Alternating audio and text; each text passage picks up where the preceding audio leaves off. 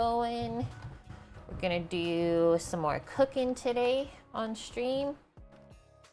Welcoming Kimmers, thank you for being first as always. Same with Cookie, good to see you guys. Baker Vuke, you told the dog you have 7 minutes. Let's see if he listens. What kind of doggo do you have? Hi Michael, hi Yet It Is. Good to see you all. Honestly, that's like, I was gonna say straight up, like I am feeling the heat today, guys. It is like 85 degrees Fahrenheit in the house right now. Like I have the heat obviously turned off. 3 fans going, all the windows open, cause yeah, I just can't break down to plug in the aircon. Cause it is like insane to pay utilities here. I don't know about where you guys are, but people have been saying that the utilities cost like $20 a month and then they tax them about $100 on top of that. So I was like, I'm not plugging in the AC just for that. So I guess I'll just suffer a little bit. But I did okay yesterday when we were out in the heat. It was about 30 Celsius. So what is that, like 90 Fahrenheit, I'm assuming? And we lucked out, found a nice shady spot, did a little bit of bushwhacking through the trees, and then just stood in like a nice little grassy treed area to watch the races. Cause yeah, otherwise we would have been directly in the sun for the whole time, and like those people only lasted about an hour. So that was sad to see, and then they all tried to like come over where we were, right? But it was already full. And yeah, really fun. Oh my God. I'm also gonna lose my mind today. The kids have been running around above us since, I'm not even making this up, 8 a.m. So if you can hear like stomping and stuff, I'm sorry. I can't do nothing else. I've already tried to contact the city and they said unless it's like a domestic violence thing, they're not gonna help me. So we just have to deal with it. You're supposed to help your aunt at 4 with yard work if the weather gets better. Oh, it's been raining there. Yeah, Samo was saying actually before he went to bed, it was starting to rain up in Nunavut where he is for like the next couple of days. So that's good. I would say they always need the moisture up there. And yeah, if you guys didn't see what I posted in Discord from my adventure day yesterday, definitely check that out. It was honestly ended up being really special for me because after we left, we made it through 32 out of 57 soapbox cars. And I couldn't believe this. Oh my God. There was 460 applications just for the race, and they narrowed it down to like, what a random number, 57. And yeah, we ended up seeing one crash, which was, it honestly looked like it hurt, but the people got up and kept going and like pushed their thing back down the track to the finish line. It was really fun. It was super, super fun. I'm really glad I went. And yeah, we lucked out where we were staying and watching. I'm a little bit sore for like standing on a steep hill for 4 hours yesterday, so I'm feeling it a bit in my back, but we'll stretch that out later. It's okay. I'm still young. And okay, so the fastest soapbox vehicle was 66 kilometers an hour down the track, and like the average of all the other ones was like 30. Give me a second, guys. I really need to put an end to this. One moment.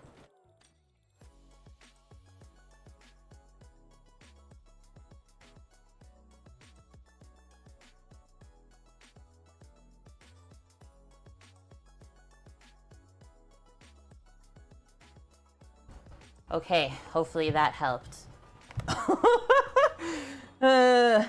Torino, just the kids above me have been stomping on the ceiling for the last 4 hours. And yeah, it's hot. I'm spicy. That's why I said spicy Sunday stream. I'm trying not to get too spicy though. And yeah, so as we were walking out of where we were leaving, we kind of passed by where they were storing all the soapbox vehicles. Did you hear me, Mish? I muted it. Maybe you could hear me. I yelled so loud. So loud. I honestly don't know what to say anymore. I said, can you shut up? I'm trying to work. It didn't work though. They literally don't care. So I actually think I might start a petition because there's the other neighbors like beside us have complained to us about them. So maybe if we get enough people together and then contact the landlord that way, maybe something will happen. I don't really know what else to do. But I try not to let it distract me too much and like ruin my day, right?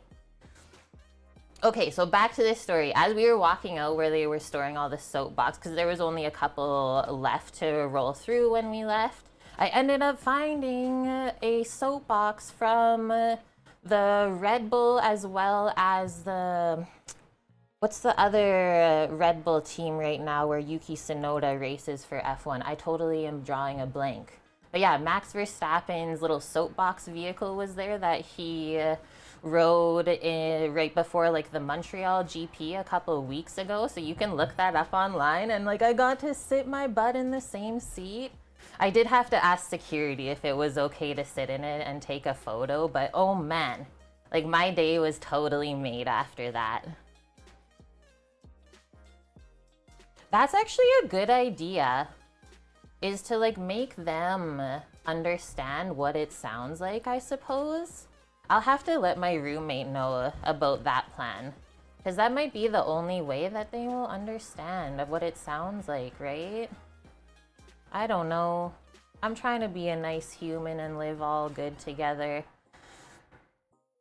Okay, let's do some cooking. We'll try and stay cool today. We're gonna make a little bit of lemonade. We're gonna make some fresh bread. Our unit is like completely full, this building. I know that they're trying to wait for a ground floor unit, but those don't come available very often.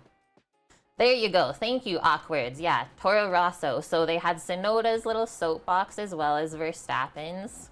Imagine if I got to like ride it down the track. My goodness. Hello, Rockout guy. You heard what your dog sounds like running down the hall. And yeah, you were like, oh, shoot. Or yeah, AlphaTauri, because they've changed the name so many times. See, that's why I couldn't figure it out. Oh, man. Okay, let's get into our menu. We are making some eggs today, too. We're making a homemade chili crisp to go with it. You message Mabel, she's on it. Thank you, dude. Like, I don't know what else to do. But yeah, if we could do a little swapperoo, get them to just come down in our unit one day when everyone's home, and then we go up there and do some stomping so they can tell what it sounds like. Maybe. That's so nice, right? That is so, so nice. It's like, I might be loud around these times. Like, is that okay? At least you would expect it. This is just out of control, though. Okay, I'm gonna click on these. We are gonna start by making our bread. It is a sourdough discard bread, just so that we're able to actually make it fully on stream today. Because most of the time when you make just a straight up sourdough bread, it will take like about 12 hours to proof the dough overnight, and we like to do everything together here. So I'll use some of our discard. I took my starter out like 2 hours ago to let it start warming up to room temp so she's bubbly, and then we'll measure that out. And I'm really excited to try this multigrain bread today.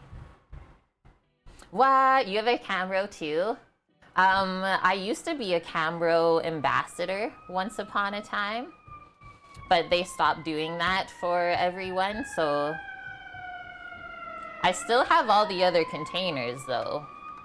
Did someone call them?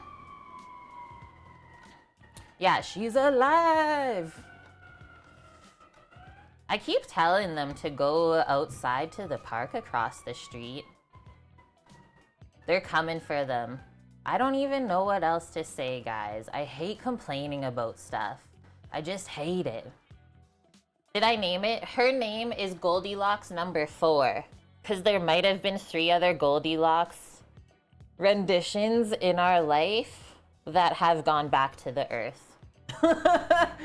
But I thought like Goldilocks is such a perfect name because it can't be too hot, it can't be too cold. And then the original Goldilocks was made in Vancouver when we worked at the brewery still. And I made it out of the wort that they make beer from. So just like the sugar wheat water, that's what I made my starter from. And it was for a golden ale. So that's why I called it Goldilocks. And so I thought we would just keep the name and call it number 4.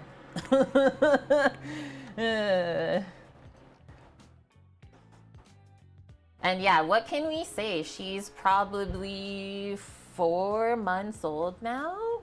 I don't even remember when we originally made her, but she's living. She is living. It's okay, Kimmers. Yeah, you love the pics. I don't think it would have even been a good stream, like I said to Cookie, because there was just so many people, like people walking by in front of us the whole time, and like where we were, I could clearly like kind of peek through people and see what was happening, but to be able to stream it, probably not that fun. But I know that they did live stream it, so you might be able to watch like the full thing on YouTube. Like it was a big production. Yours is Ryan Reynolds. He's sassy, gassy, but always fun. I love how like unique all of our little names are. Goldilocks is too young to be shown to the internet, says the 12-year-old. Hi, Mickey. How's it going? Okay, let me get into this bread recipe. I tried to click on the browser page and it says it's not responding now. Hello? Anyone? Is this how it's gonna go? You're not showing anything? Thank gosh. Okay, we're just gonna retry this. We're just gonna retry this.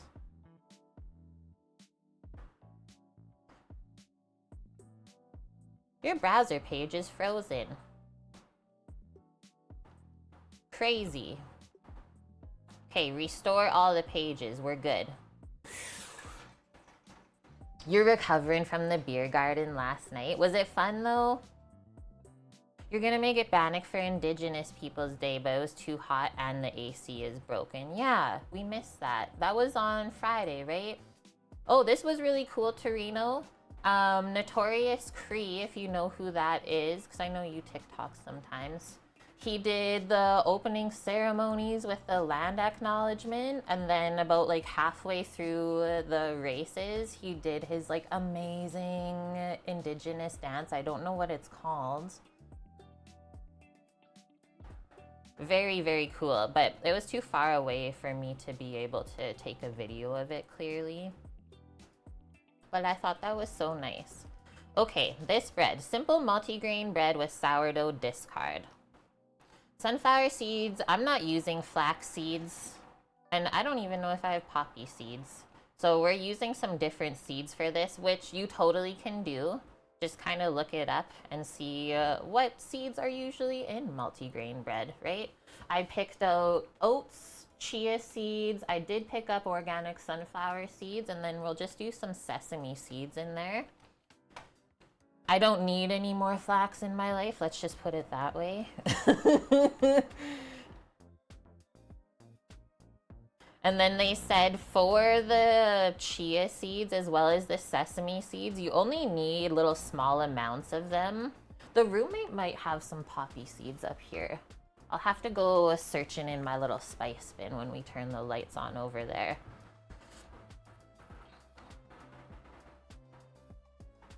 She says, while this recipe helps clear out a few random seeds from the pantry, it also puts a 1.5 cup size dent in your sourdough discard jar, which I thought was a lot. Because most recipes where we use discard, it's only about half a cup. I was like, that's awesome.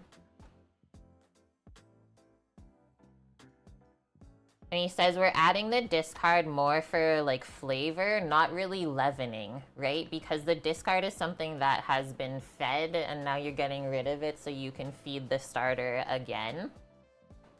So it'll add a nice little hint of tang, but since we're using discard, we will need yeast to make this bread. And that is really the only way that you can make like a quick bread that has sourdough starter in it, is you always have to use yeast. Otherwise, like I said, it'll take about 12 hours to proof the dough. We doing a poolish or just yeast in the mix? We'll just do some yeast in the mix.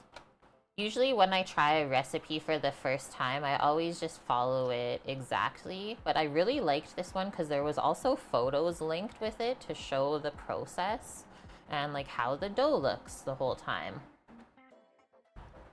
A poolish. Poolish is usually what is used, guys, in like pizza spots, is they always just have this like little bit of dough fermenting. And then you put that into the next batch of pizza dough, and then you just take a little bit of that new dough out, let it sit overnight, and it'll get super bubbly. And then you do that same process over and over. Mickey, you ordered beer and wine on Uber. They didn't believe your age. We were talking about that the other day, right? Getting ID'd still. Okay, so it says it also makes 2 loaves, which I was excited for because I will pop one in the freezer, I'm thinking, for when Samo comes home on Thursday. So our first thing is we're gonna place all of our seeds in a bowl and then pour boiling water over top of them. And then we let that sit for, they say like 15 to 20 minutes. Or until the temperature of the water drops to 105 Fahrenheit so that we don't kill our yeast. And yes, as the seeds absorb the water, they will plump up. So we can actually do this in the mixing bowl because after that, we just stir in our yeast, our discard, salt, olive oil, and the flour. And there's also all-purpose flour as well as whole wheat flour in this. And I always buy organic flours now too. And so I was able to find one of my favorites that was out of stock for a long time. You guys remember when we used this one before? But when I went to buy it today, it was $2 more than the last time I bought it, which is so annoying. Like, I feel like every time I go to the grocery store, everything goes up by $2 a piece. It's like, what is happening here? Hi, Bonk. Good to see you. How was your weekend? Okay, let's get this mixer set up. We need 1 cup of old-fashioned oats, or it says you can also use quick oats. And then half a cup of raw sunflower seeds. And they say 1/4 cup of flax seeds, which I will do as the chia seeds because those also have a little bit of protein in them, which is nice. And then we'll try and hunt down some poppy seeds too. Crazy busy weekend. I feel the same. I can't believe I was like out of the house for almost 7 hours yesterday with my bro. What is my mix for the starter? I do the organic all-purpose. I basically do a half and half all-purpose and whole wheat, which the whole wheat is einkorn. Organic einkorn that is grown and milled locally in the province. I just get it from the grocery store. Yeah, Jason Sipe. Holy smokes, guys. This used to be an OG food and drink streamer. How are you doing, dude? Welcome in. And thanks for the follow as well, Red Dog. Einkorn is so good, right? I've even milled some of the berries myself on stream before. So nice. And yeah, so I made this strawberry basil lemonade yesterday for my bro and I to sip on and stay cool as like a little hydrating drink. My goodness, it was delicious. So I said I have to make this today on stream for us. All right, let's get into this bread because this is what's gonna take us the longest today. We will just find a bunch of other things to work on while we're waiting for it. So this is my mixer being set up with the dough hook instead of the rollers. And is this recipe measured out with a scale at all? It is not, so I don't have to worry about plugging this in already. So let's first get our water boiling and then we'll measure out the seeds into here as we're waiting for that.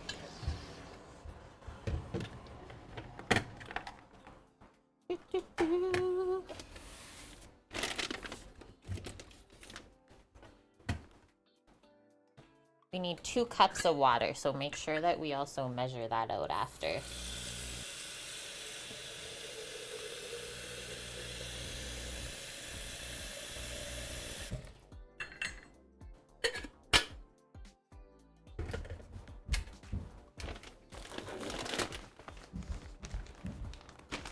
Metrics forever, most of the time.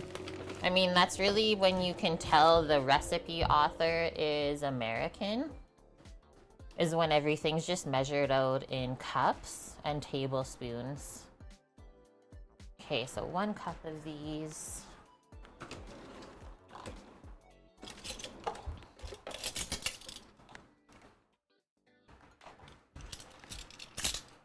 I haven't purchased anything for the Arrow Garden yet. I'm just waiting for my next Twitch check, which will have all of that bit donation onto it. That's usually how I complete my goals. Get lemon basil and lime basil. Yum. That sounds good. And yeah, these oats, I'm really picky about my oats as well. So I do organic as well as sprouted oats because they're better to digest for you. And that way, it being organic, we reduce the amount of glyphosate that we are putting into our body. That's the chemical that's mainly sprayed on our crops in North America. Hello, JK. How you been? Thanks, Mishi. The 1 bitly. I appreciate you. You take the flour and toss from your lime basil, make a sugar with them to add. Yum. It has Skittle flavor. That sounds so good. Yeah, I don't really drink anymore, so I've just been experimenting with making some mocktails with the ingredients I have around. And yeah, the one I made yesterday was insanely good. So it's 1 cup of oats, half a cup of our sunflower seeds. You've done 3 batches of mung bean sprouts this month and all of them went bad? What? That's weird. Well, I did notice that even the lettuces that I'm regrowing in the living room here in the pot, the soil is going gross too, Torino. So maybe there's just something weird in the air? I don't even know. Hello, pal. Good to see you. You just waking up? Mish. I hope it didn't come out of your butt. Butt bits? I didn't even know that was a thing. Okay, 1/4 cup. So we'll do half of this half cup because I have somehow lost my 1/4 cup measure over the years. Chia. Have you guys seen the videos online of people just like washing raw chia seeds down the sink and then they start having sprouts growing out of the drain? Don't do that.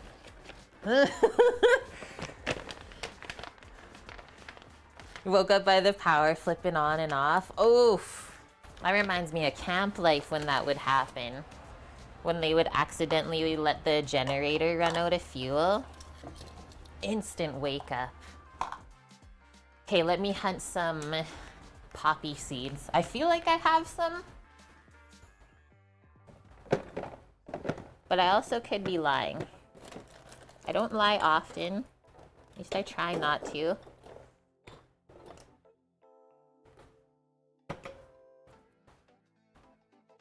Out of all the spices I have, I don't have poppy seeds. There's one more spice area to look. And then we can say thanks, Wayne.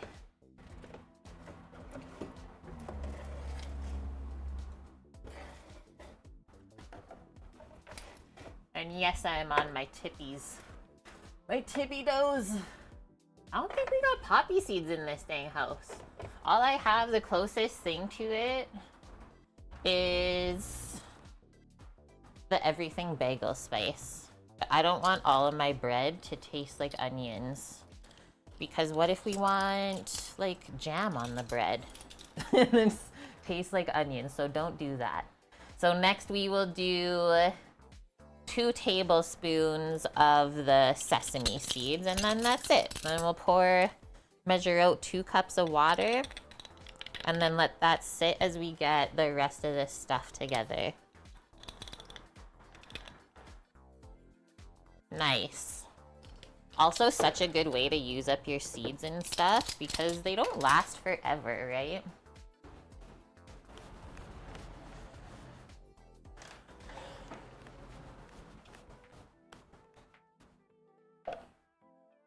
Who says jam and onions isn't a great tasting combo? I mean, I guess it depends on the jam, right?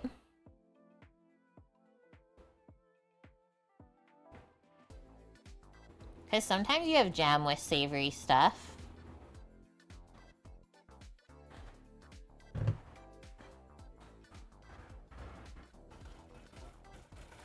Whoa. This is kind of crazy, hey? The chia seeds are really gonna soak it up. Should we do like a little mixeroo? I'm thinking. Go closer to the light. We can't. It looks so dark.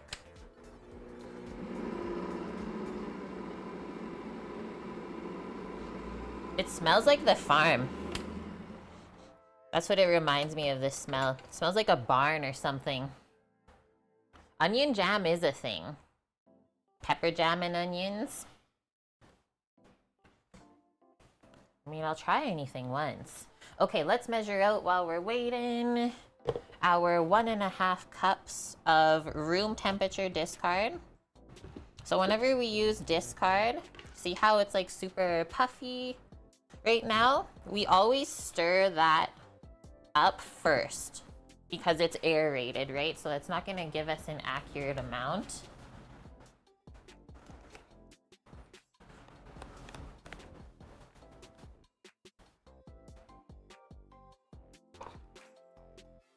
What's everyone been eating this weekend? I sent my clients their next menu for this upcoming week. What did I plan to make them? I said Monday I was gonna do a sausage and pepper like pasta bake with fresh matzo because they had a bunch of bell peppers to use up in their fridge.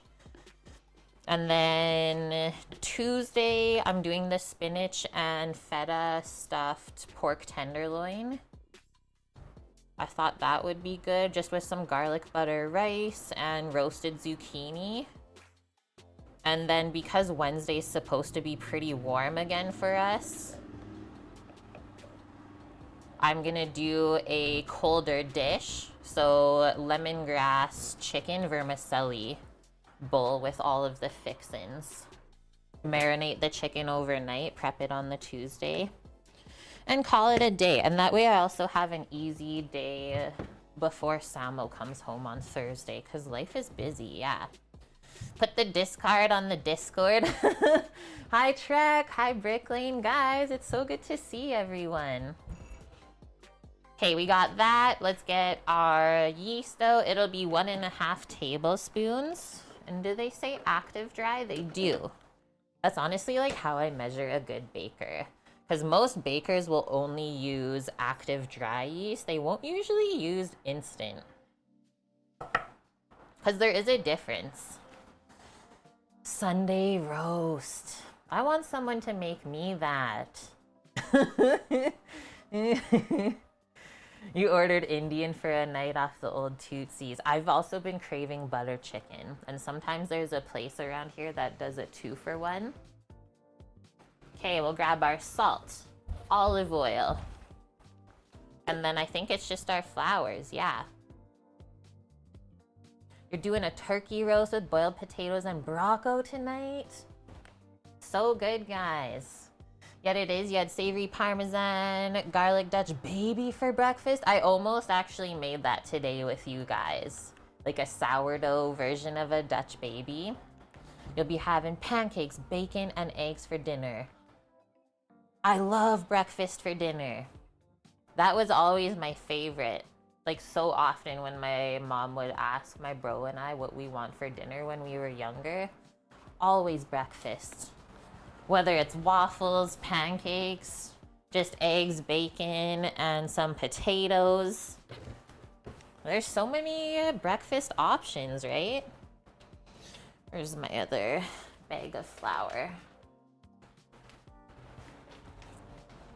I have so many different types of flour in the house, it's kind of funny.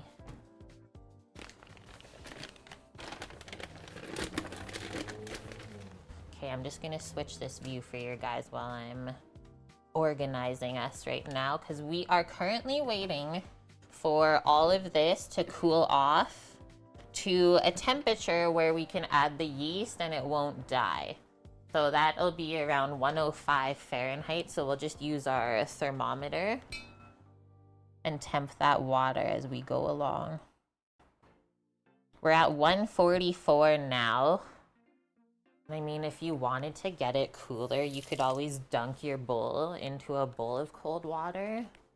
But that's hard to control the temp, right? Like you might cool it off too much. So maybe don't do that.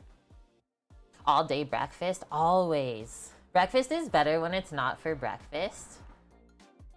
Honestly, yeah. You survived an attempted poisoning today? Oh my gosh. Well, at least you survived. Waffles are just pancakes ribbed for your pleasure. I mean, it is pretty controversial. Like, you really either you're a waffle person or you're a pancake person. I don't know. I think as I get older, I might be a waffle person. Because this one sourdough waffle recipe that Sam always asks me to make, it is so good.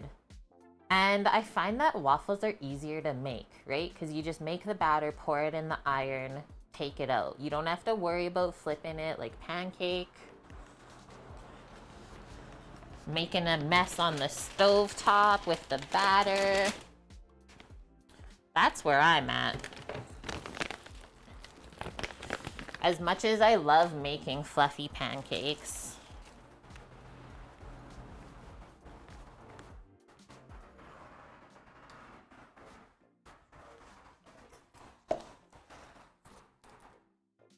you don't need either of them in your life.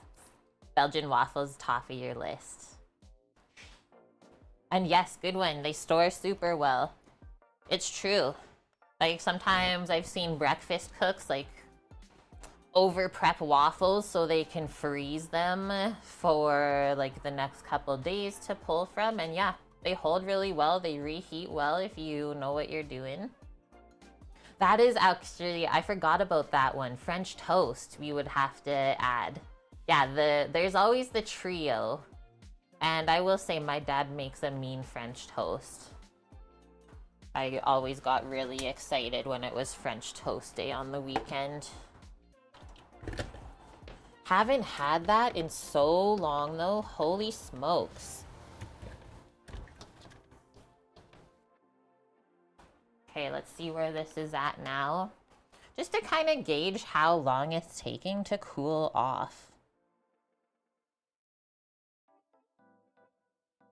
Okay, so it dropped from 144 to 138 already.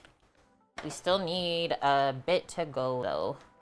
So maybe while we are waiting, we will go through the other recipes and make our little prep list up because we haven't done that yet. Pancakes come in last on your list of breakfast breads. I think me too.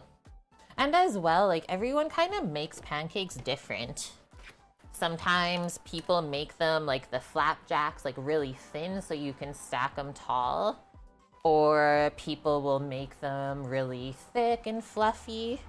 So it's totally dependent on the recipe you choose. White Dove Belgian waffles with cinnamon and cream cheese in the middle? I've never, but okay. Hell, good point. Biscuits and gravy, way better than pancakes or waffles. I mean, we've made that on stream. So good. I love biscuits and gravy. Hello, Bavam. The Rock's cheat meal French toast looks crazy. 4-inch thick slices of brioche. I think I've seen that. I used to follow him on Instagram. Okay, so I'm just gonna write down bread on this list. Let's say we'll make the dough. Then it has to double, usually like an hour.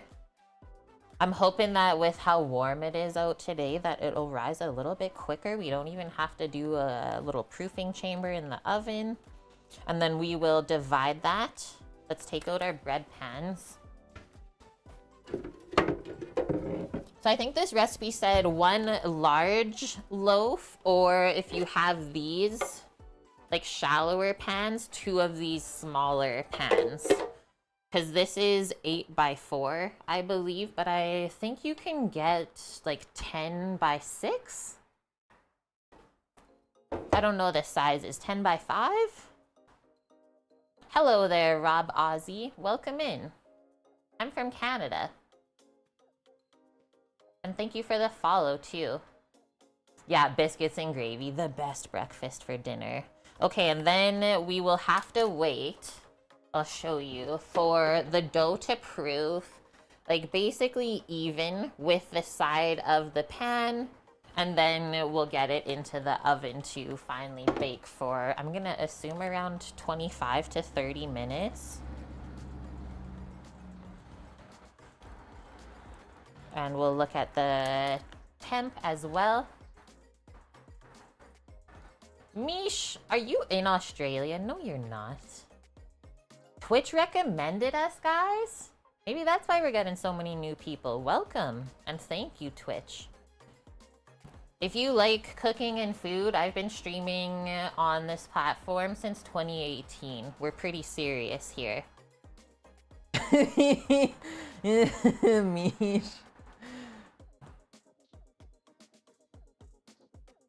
Okay, so this bakes at a pretty high temp, 425 Fahrenheit.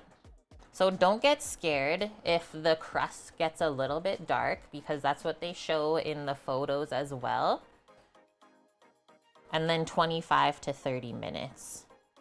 Or until obviously it's baked through. I usually just use my thermometer. If it's 195 Fahrenheit or higher, your baked goods are ready to come out of the oven. Dark crust is flavor, yeah, right? You go to France and their bread is massively different than anything that we get in North America, unless you're going to like a specialty bakery that bakes French style stuff. Dark crust is so, so good. Like, I've gotten bread in Paris before that was almost burnt looking, but holy smokes, so tasty. Yeah, the store croissants, the ones that they just pull out of the freezer and bake.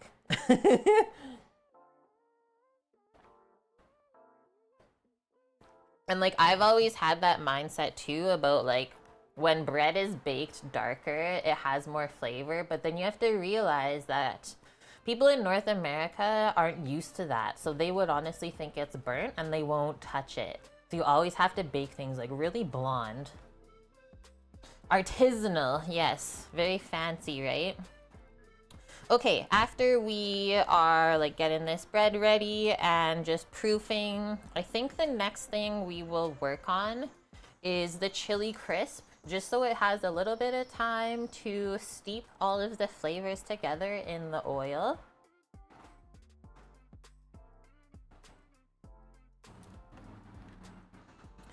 And I think we've made a like simple chili crisp before on stream. This one seems a little bit more in depth. I'm excited to try it. Recipe looks really good.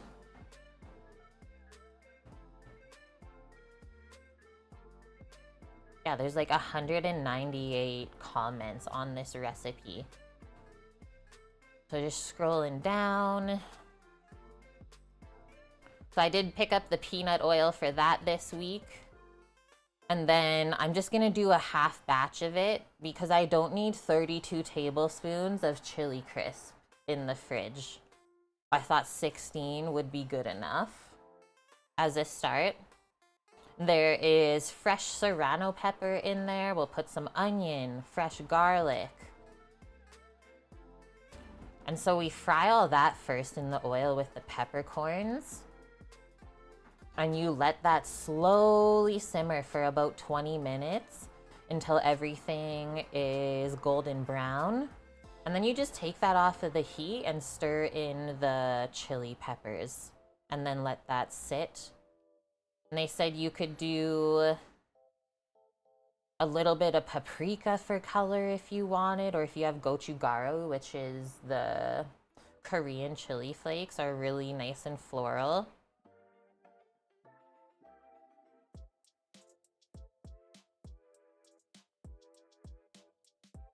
Chocolate chip banana bread is your favorite thing to make. Have to leave it until it's nice and mahogany on the outside. Yeah, it's always scary, right, when you make banana bread, because it looks like it's getting so dark or even burnt. But then once you slice it, it's like perfect. Yeah, don't be scared.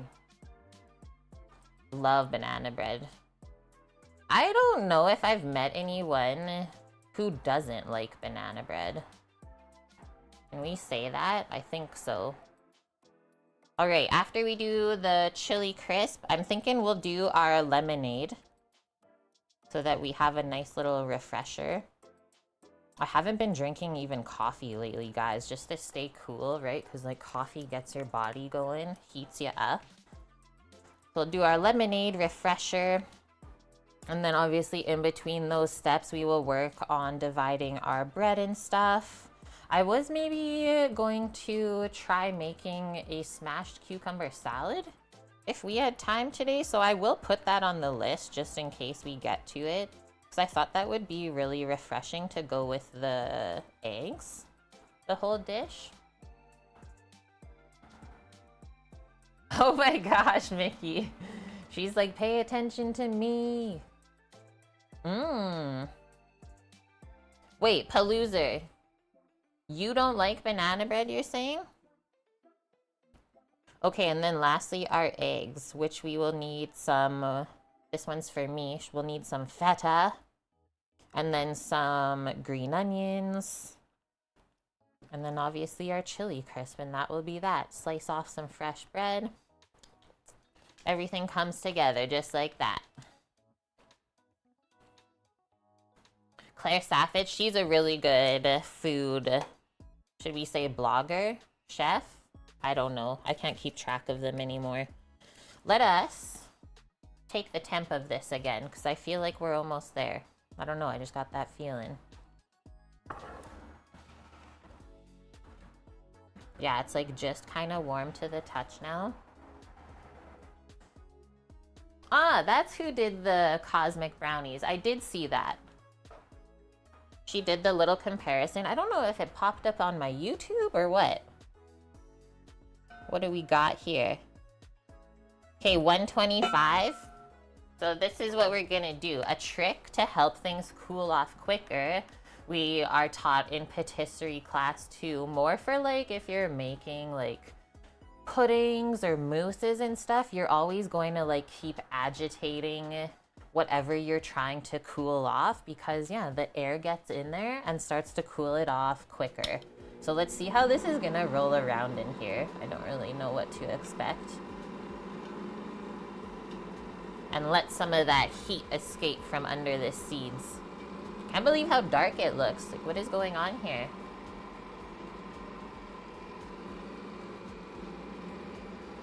You're not imposed to banana bread, but it's not your favorite. It's not your first choice. I mean, I think we can see that for a lot of the Bon Appetit chefs that have moved on. Look at how much happier they are now. So then you really gotta wonder what the heck was going on behind the scenes. Have I ever made hummingbird bread? I made it up at camp once as like a variation to the banana bread. It was so good. Also, like one of my favorite muffins as well, hummingbird muffins. Just because it cooks quicker, right? Anytime I usually make banana bread at home, I'll just do it in a muffin instead because, yeah, it's about a quarter of the bake time. The Bon Appetit YouTube channel is so boring now. Yeah, I don't even follow it, I will say. He's doing good too, Brad. Wasn't his saying always like, water? Everyone always made fun of how he said water. Let's see how this helped. Guys, it's only at 109 now, so we are good to add the rest of our stuff in, see? See how much that helped? So the first thing I will sprinkle in is the yeast. Just so it can touch the liquid.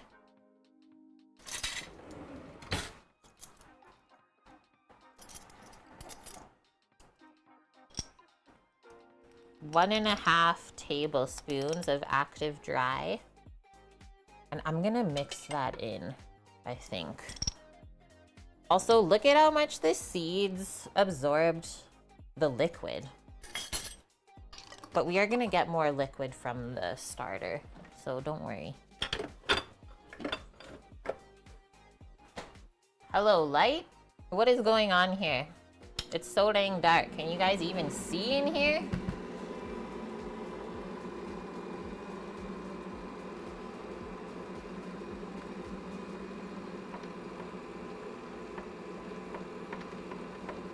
Mix the yeast in. Get it hydrated.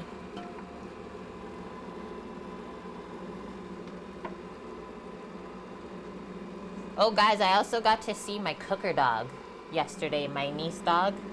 She's doing really good. We had wonderful times and she got lots of scritches from her auntie.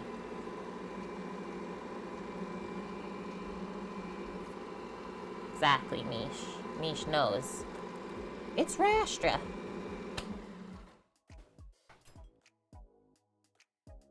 A chef you always watch is Jamie Oliver. That's like one of my first ever chefs that I grew up watching. And yeah, he's still one of my faves. So we'll put our 1.5 cups of discard in. I could smell the little bit of tanginess from this. Our Goldilocks.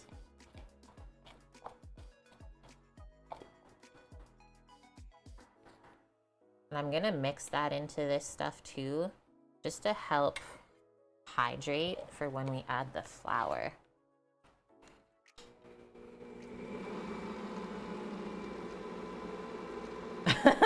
Torino can't see. Keep your hands to yourself, everyone.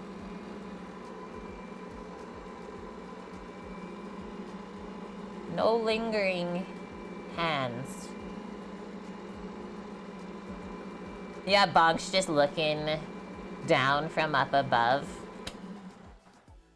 He's got the binoculars. Okay. Anyone old enough to remember great chefs of the world? I don't know. That's what you'd watch when you came home from school instead of cartoons. Yeah, like that's what I grew up. My mom would always have Food Network on. And I don't even know if it was Food Network Canada at the time or just like overall the Food Network across North America. And then eventually Canada branched off to their own. Graham Care. Frugal Gourmet, Justin Wilson. Yeah, that's ahead of my time. But still good to go back and watch the videos if you can find them online. So we need 1/4 cup of olive oil.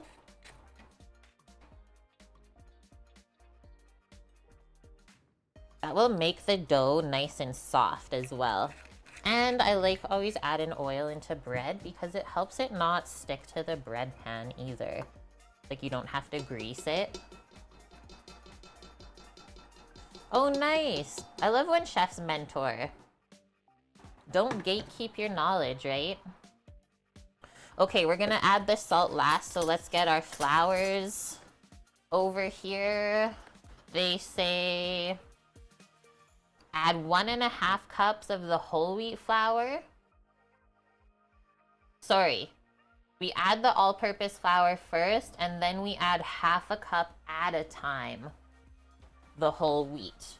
Just because that is gonna make the dough a lot more dense. Also, let's have fun opening our fancy flour bag together.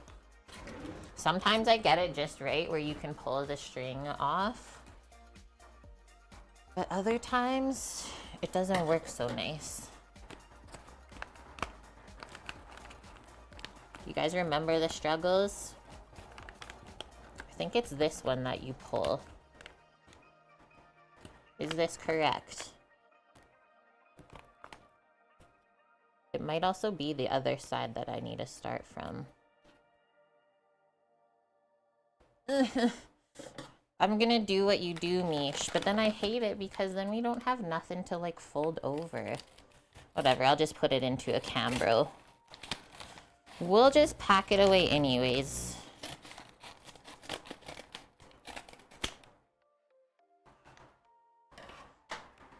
Don't stress over it. Ta-da! It's always easy to use the kitchen scissors. Very, very true. Okay, 2.5 cups.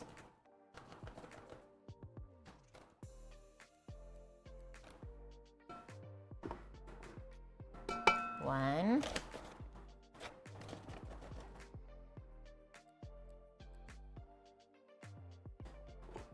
Two.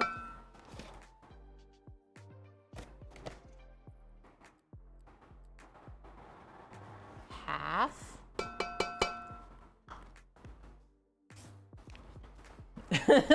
Torino, are you giggity because of the scissor off? You crazy wazies.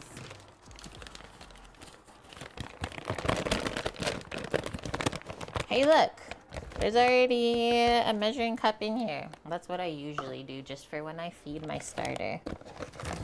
Always keep a 1 cup measure in your flour bag. Okay, so 1/2 cup at a time. Mixing well after each addition. So we might do 2 more. Let's see how this comes together.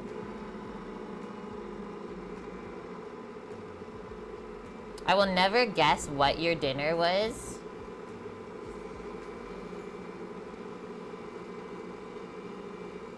Did you make sweet and sour pork? I don't know what to guess. It was that or either a weird fish thing. I don't know why that came to my mind first. Do we even think we need more flour than this? Like, I feel like we're gonna need more water if we have to add a whole other cup. Chicken Caesar salad, yes. How good was it? So Kim's sticking around for another week then? Okay, it's absorbing, guys. I'm gonna do another 1/2 cup. And then at the same time, I'll also add the salt now since the yeast has mixed in with some of the flour.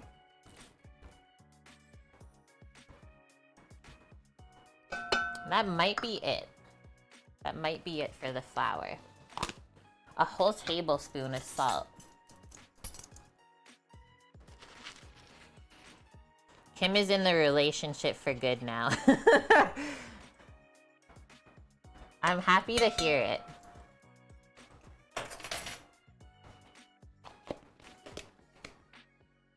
Alright, let's move this. Can always do 1 more scoop if we need. I think how I've usually got this to be a little bit brighter is you gotta turn it this way, see? You gotta turn it towards the light. Which way is the best? I don't know. Probably there, I guess.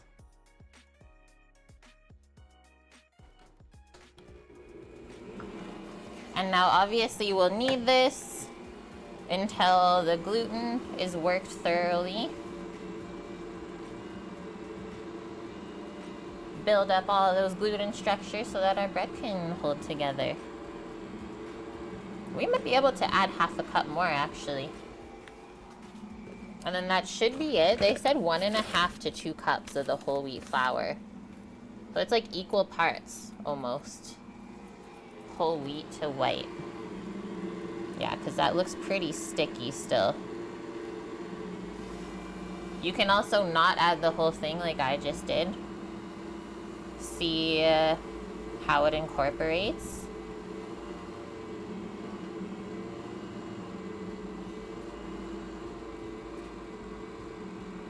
The curling club is having a pickerel fry on Canada Day. You have to go.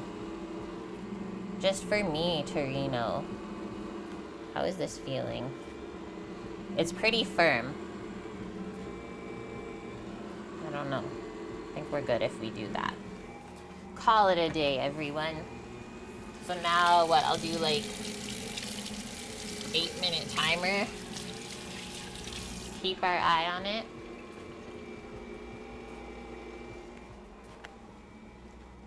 I think it's voluntary enslavement, Bonk. I mean, we could hope. I'm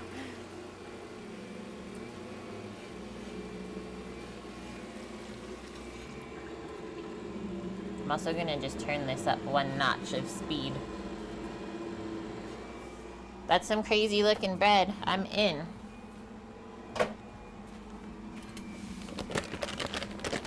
Packing up my flours now while we're waiting.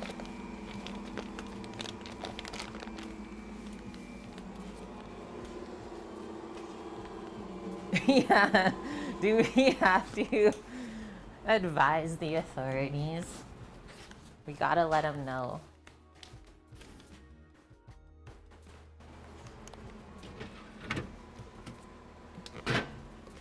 You know what's not in this recipe?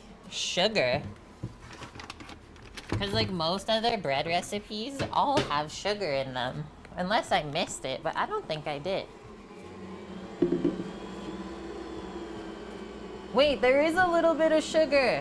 Stop the mixer. Actually, no, I'm just gonna dribble in some maple syrup.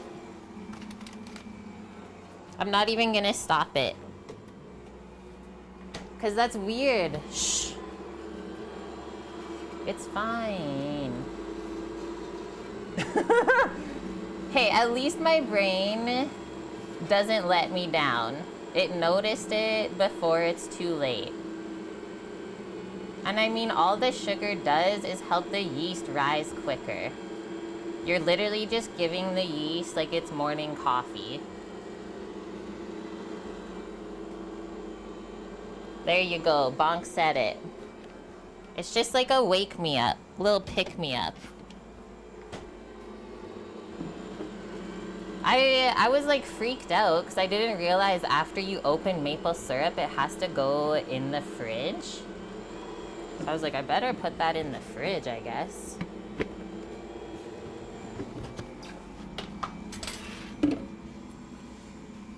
Okay, I'm pouring on this side so you don't judge me. Because I feel like when everyone watches, that's when things go wrong.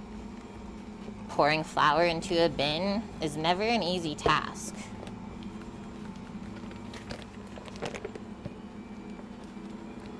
And yeah, I don't know what your guys' flour prices are where you live, but I'm paying $20 for 5 kilos.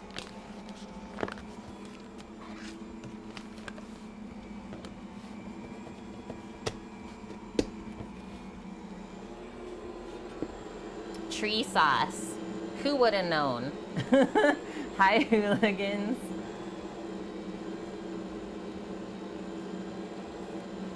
I know, us Canadians, we don't just down it. Okay, does the dough look softer now that we added the sugar? But it feels nice still, though. To me, that's happy.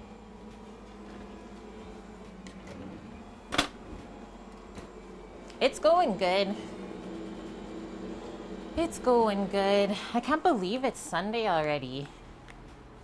But yeah, I had a good morning. I woke up around like 7. Went to charge the car up. Get some free gas. Now I'm all ready until Thursday when Samo comes home. Then I'll have to do one more before I drive all the way to the airport. Oh, and also, apparently the new superintendent says he's too busy to do the paperwork for Sam to take 6 weeks off in the fall. So I don't think we'll be doing the most epic of road trips, but we'll still have 3 weeks to go adventuring in the States. So we'll keep you guys updated. Have I tried making soda bread?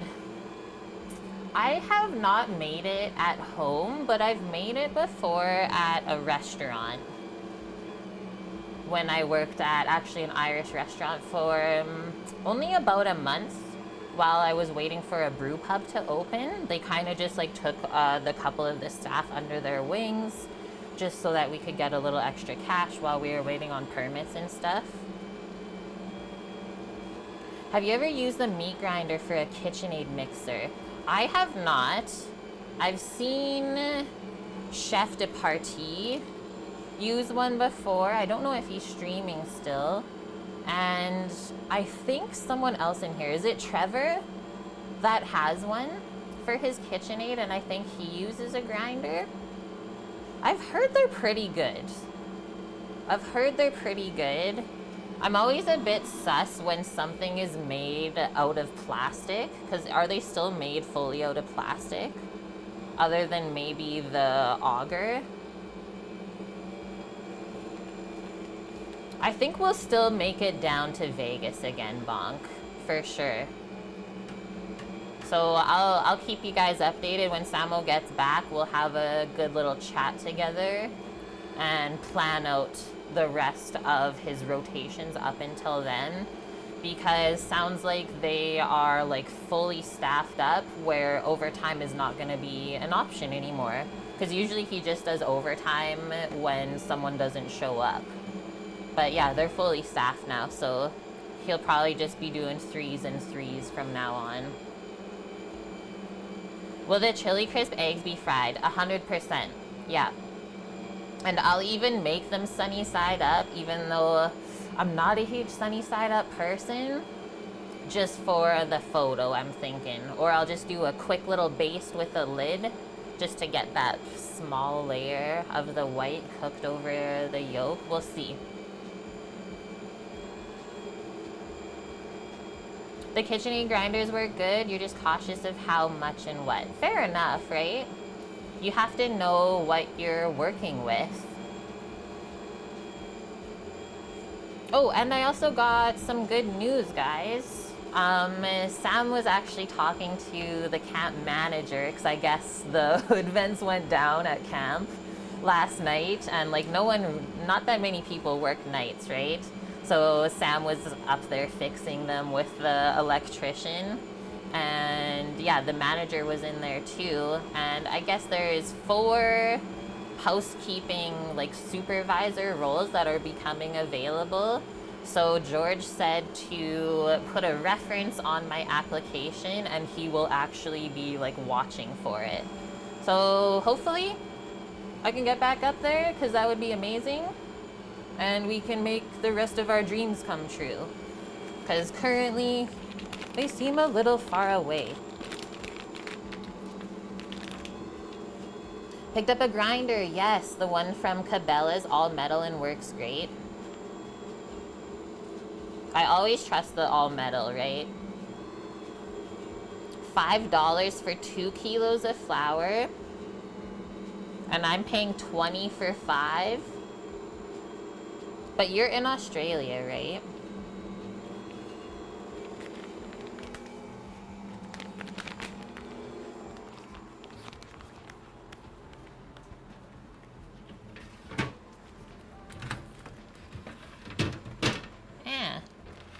We're too filled up in here. We can't close the flour bin lid no more. Oh, goodness gracious. The struggles. Hey, guys.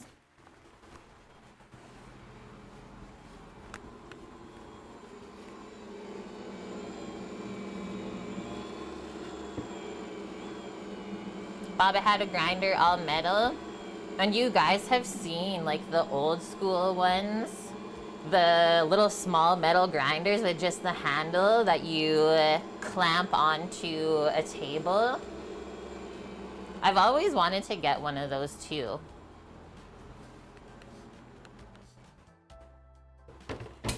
Okay, while that's mixing, I'm gonna start getting together our chili crisp things. Got our peanut oil. We got some options for chili flakes, so I'll let you guys kind of decide what you want. I know we need this paprika. And I think there's a little bit of soy sauce to season it.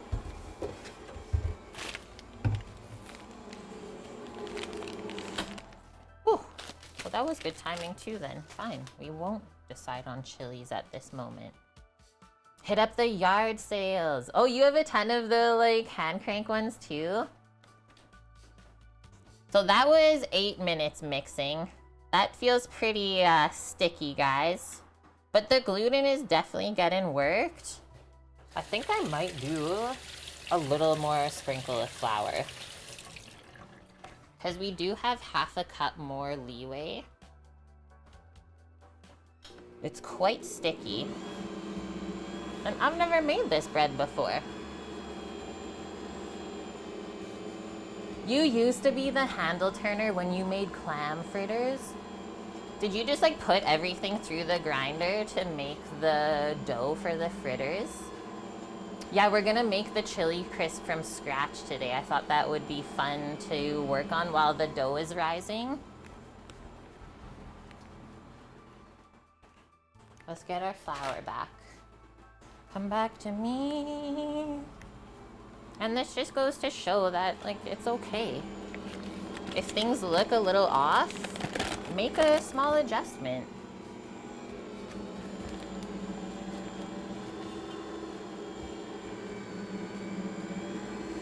I'm just adding in some all-purpose flour, not whole wheat. You'd love to try the beef version of chili crisp. Chinese beef is banned for import?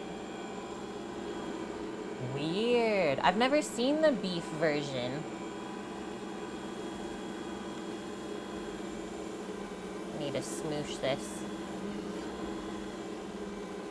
Hello? I think your car alarm's going off.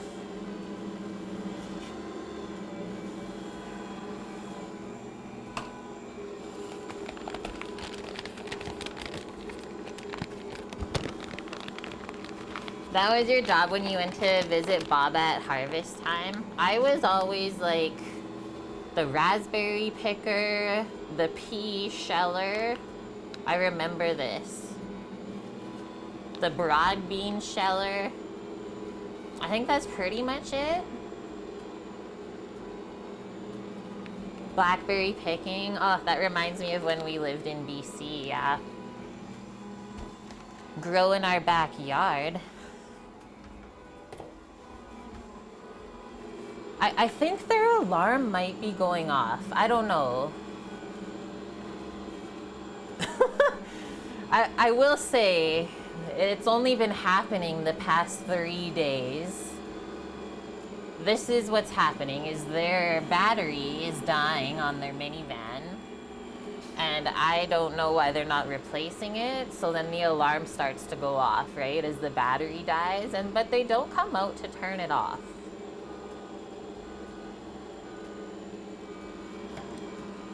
So it was really nice that I was able to get out of the house yesterday and away from this craziness. This is looking good though, guys. Can you see the gluten strands here if we go closer? That stretch. Usually I test it by letting it stretch around the outside. See how much it holds together.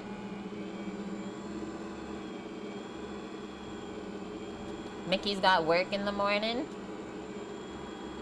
Yeah, I gotta go do all the grocery shopping tomorrow. And then back to a little bit of cooking for my people. Go see my cute little cooker cat. I got a cooker cat named Mish, which I think is so funny.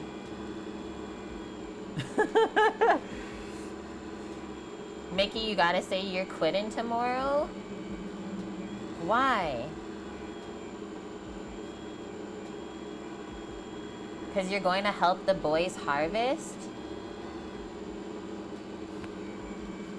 Nice. It's not as sticky to my finger now. I think I'm gonna call it good. Typically, you only have to knead dough in the mixer for about 10 minutes.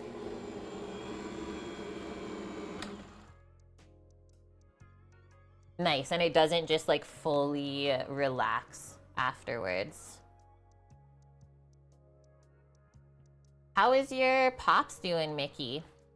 Doing some good rehab for his hip?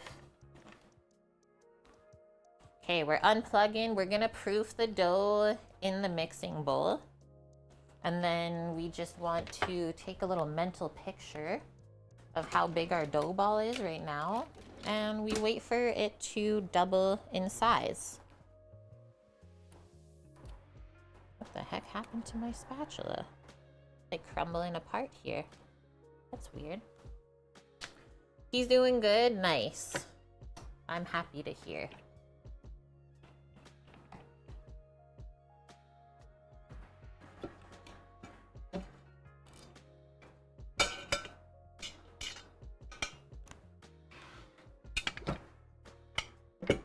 This smells yummy, the dough. I will say that.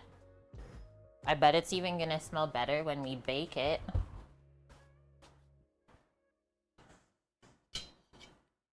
I'm excited to try this. This might be a new one that I make every week.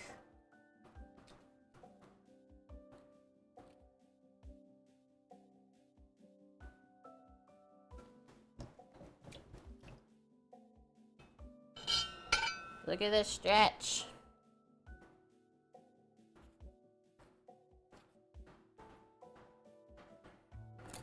Yeah, people have talked about it.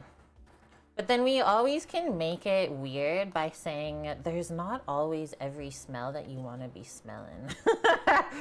Like someone always says, well, what happens if you like fart?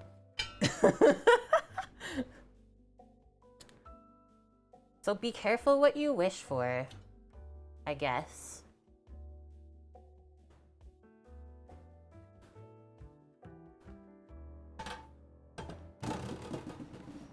You're gonna make a fried egg with chili crisp and chili olive oil.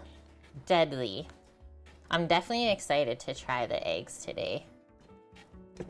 And I'm garnishing them with, because I've seen this online done, with some feta and just some sliced green onion for extra flavor. Because I'm not the biggest like yolky egg person. I think my favorite time to have yolky eggs is for Eggs Benedict, and that's pretty much it.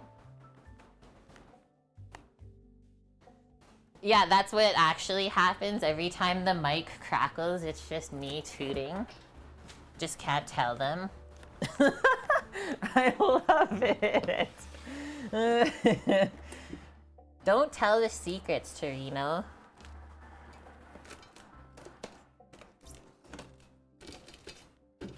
Okay, she's all wrapped up tight. We could set a 1-hour timer and then we will check it. Usually I do 45 minutes. Drop the straw. Forever unclean. Yeah, usually I set a 45-minute timer to proof the dough, just so we can kind of get organized for dividing and stuff while we're waiting. Okay, that was like one of the hardest parts of stream. Just going to wipe off the mixer real quick and then we'll carry on. Always clean up after your task before you start the next one. And then it's not overwhelming at the end of the day where everything is just a mess.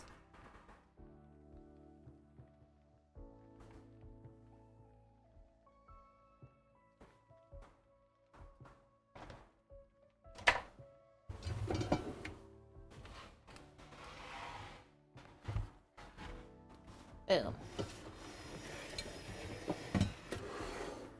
All right. Chili crisp time?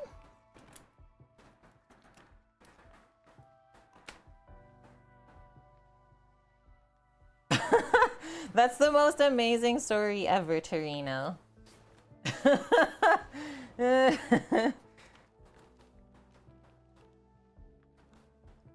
See, that's how I started making sourdough, was the tartine country bread recipe.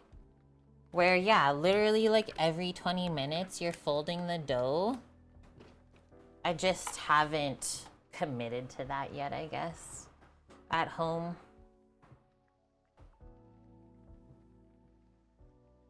All right. Chili crisp. So let's get out our serrano pepper, onion, garlic, peppercorns.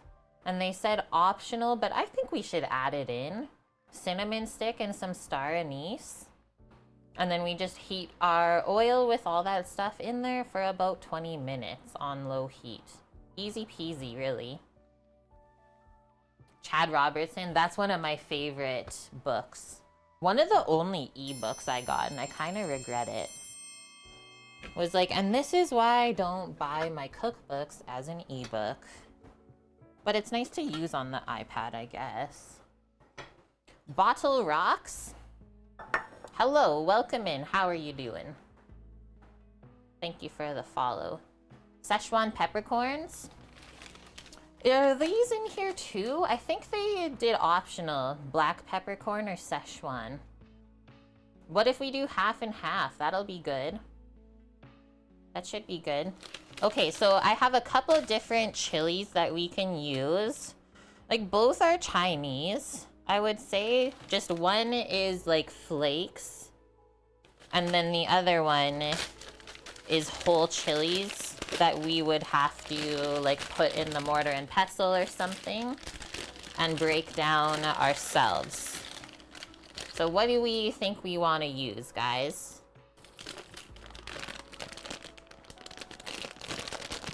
Product of the People's Republic of China, it says. That shit is legit.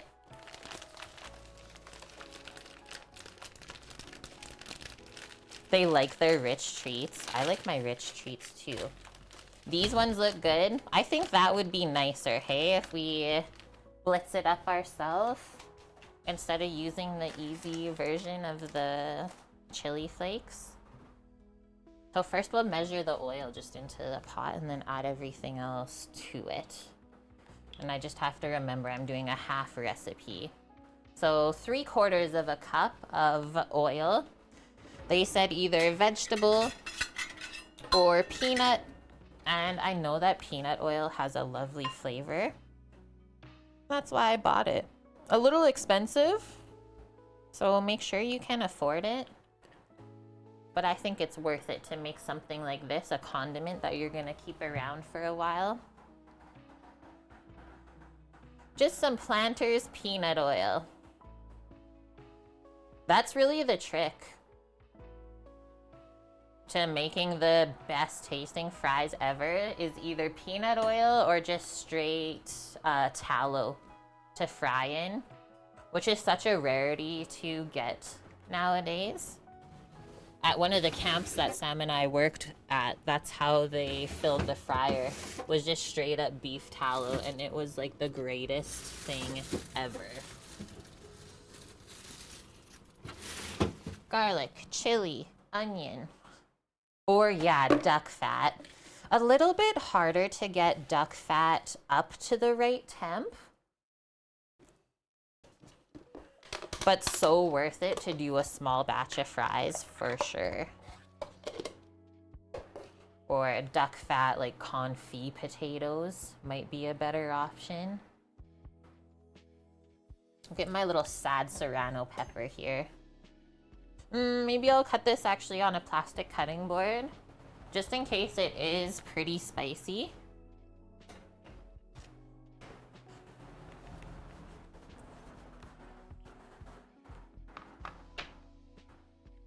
You use olive oil for everything or avocado? Yeah, I will typically use olive oil.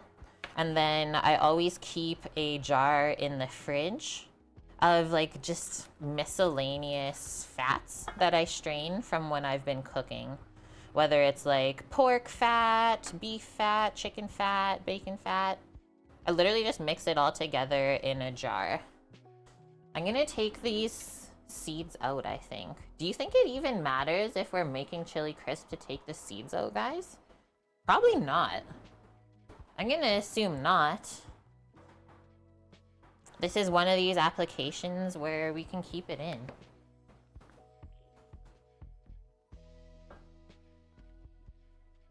Tallow is what McDonald's used to use, and so it says just roughly chopped, but I like to cut things pretty nice because we're gonna be adding this back into the chili crisp. Ooh, look at the seeds are like flying everywhere. So why not take our time? Just do it nice. I don't know what this little thing is in here. It's like it's growing a new pepper. We'll just take that out, the mutant.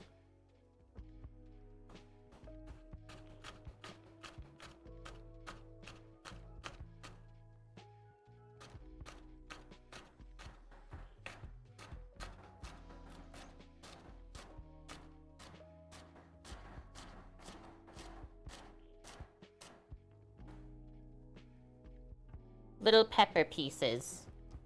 I'm gonna pop those right in there.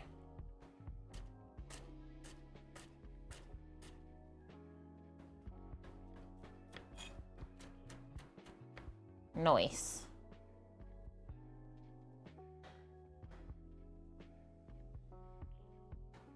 I know that always bugs me when the peppers are Prego.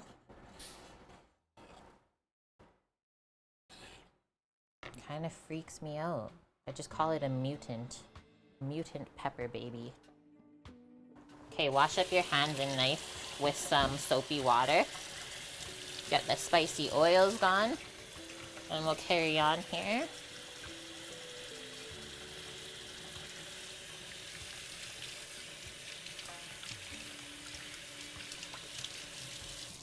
Yeah, I find it especially in the large bell peppers too. It's always like, ah, well, hello there, I guess. There was a lot of seeds in that little serrano. Okay, all they said was like 1 shallot, but I'm just gonna use a piece of this onion instead. What, like a little wedge like that? Just pretend like it's a shallot. Now I want some fish and chips, Bonk. I've actually been craving this place on the island. I don't know if like we want to drive all the way out there. That's pretty far. So try to match the onion to the size of the pepper that we cut.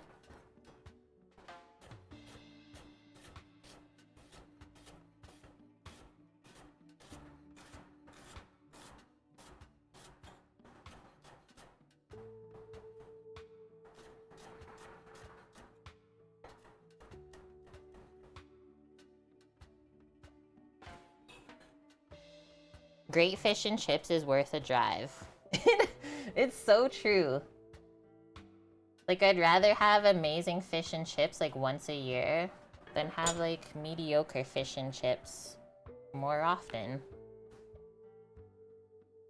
And that's also the thing about living on the coast or anywhere near water, right, where you can get fresh fish, is you kind of get ruined.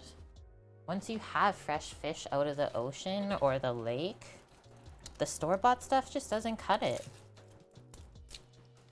How much garlics we need? They said 10 cloves of garlic. A couple of these are pretty small.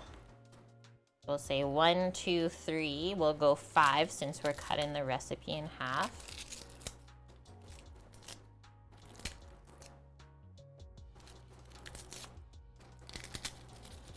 And I am so happy with this garlic we bought. This is a Spanish heirloom garlic, organic, that we bought a big bag of it from Costco.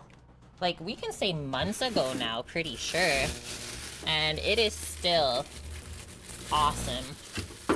Like, what do I have left? 2, 4, 6, 6.5 heads out of probably like 40. Boiled garlic was served as a side like carrots. Imagine what everyone smelled like back then if that was just a regular thing. Maybe the smell of the garlic would cover the smell of the body odor, because I'm pretty sure there wasn't deodorant back then. Totally, right? The garlic covered up the other smells. I love thinking about this type of stuff, so thank you for that.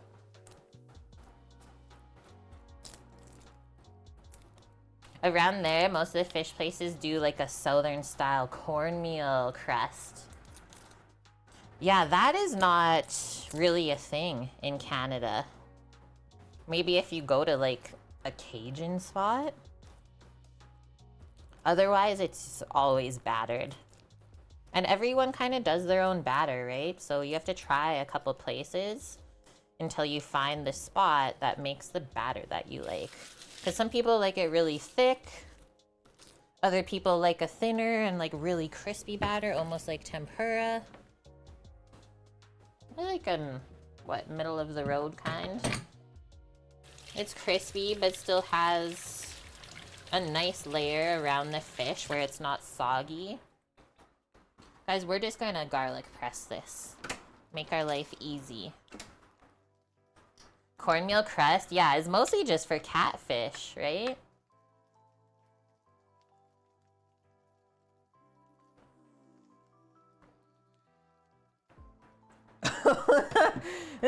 Who's popping? Oh my gosh. It is straight up facts though. We know this.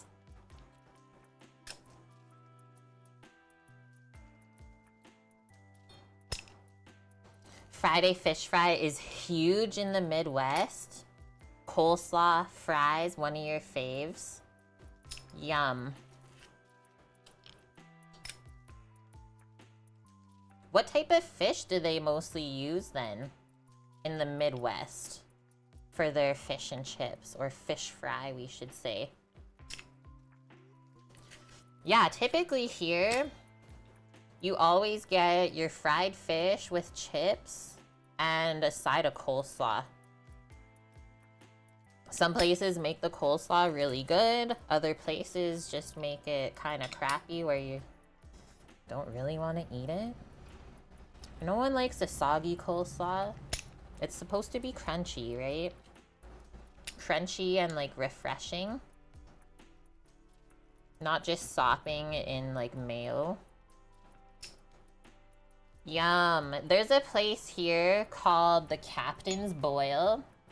I don't know, I'm pretty sure that's like a chain, right? Don't know if anyone in here has been there. But I kind of want to try it. It just looks insanely expensive.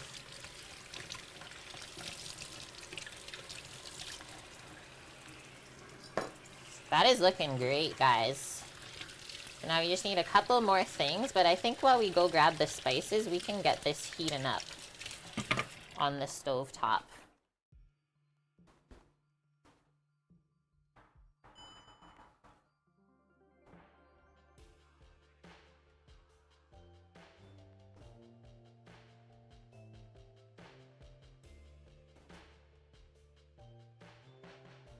Oh yes, and always a lemon wedge too.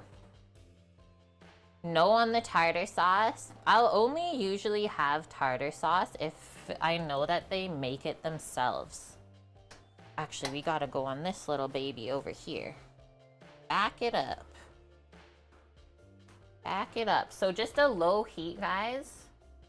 Just a nice little simmer so that we can infuse the flavor into the oil and not burn all the aromatics. Just stir this in with a little spoon to get it incorporated. And then I'll go grab our Szechuan peppercorns. And a little bit of cinnamon stick, half of one. We do have the star anise right here. I'll pop one star anise in there full. They look so cool.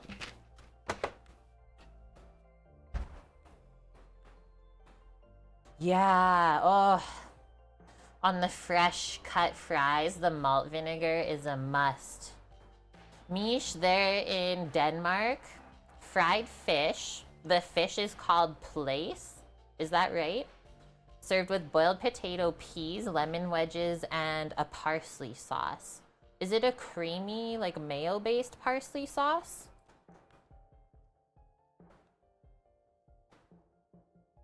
Whoa! In Japan, they make tartar sauce with some boiled eggs mashed up. Almost like a remoulade then, hey? Place is good eating. I've never even heard of that fish before.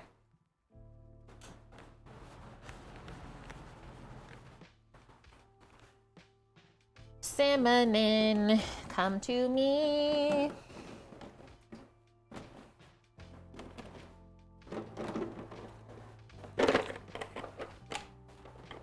Oh, nice. There's a little half cinnamon stick already in here from me breaking it before. Beautiful. And I would say if you don't have cinnamon stick, do not put ground cinnamon in. It will ruin it.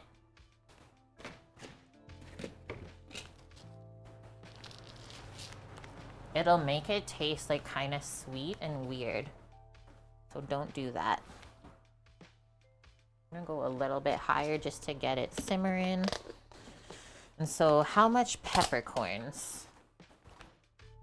Plaice is like halibut but smaller, so it's a flatfish.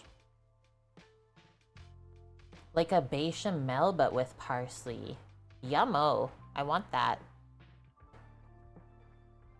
1 teaspoon only of the peppercorn. So half a teaspoon, sorry, quarter teaspoon of each. Since we're cutting it. That's such a small amount.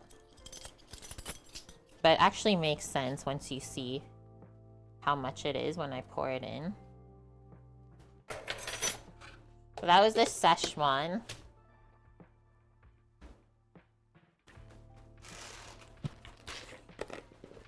Basically, it's just a pinch, really.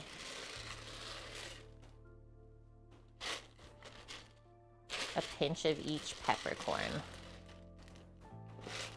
Okay, so while this is going, we'll get the other ingredients together. I already brought the paprika over as we were reading through.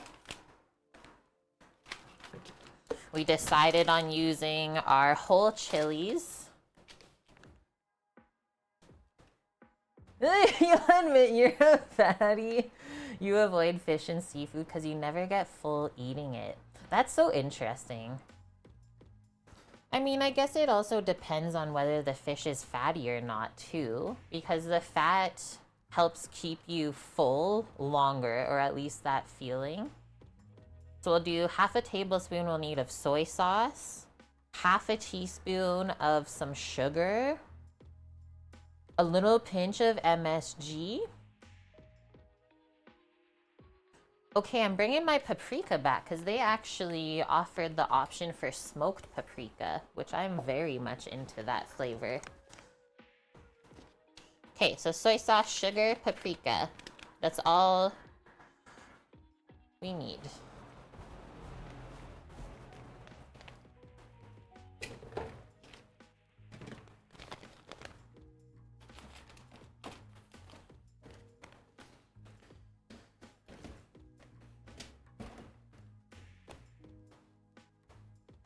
My little tin of Hungarian smoked paprika. And then just some white sugar.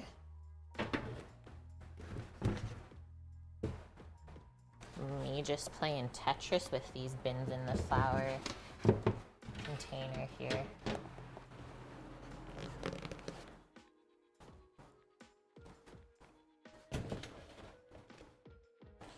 So what's gonna happen here is we're gonna steep this all together for about 20 minutes. We don't want to burn any of the aromatics in here. Are we simmering yet? I'm starting to smell the onion and stuff, so it might take a couple moments just to heat the veggies through. We'll cook that until it's all crispy golden brown. Strain out those pieces, and that's how they get crispy, is when you take them out of the oil and let them cool off, and then you can add them back into the oil and they stay crispy. And then we need a 1/4 cup of red chili flakes. So come over here, we'll measure out half of that amount and we'll just blitz it up in our mortar pestle. I guess you could put it in the blender too, if you didn't want to work too hard.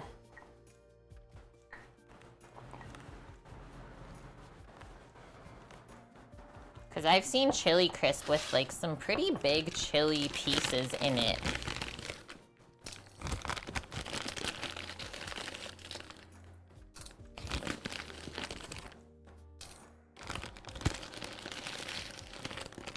Three, 4, 5, 6. Let's do 7 of these. And I mean, you could always do more if you like it really spicy.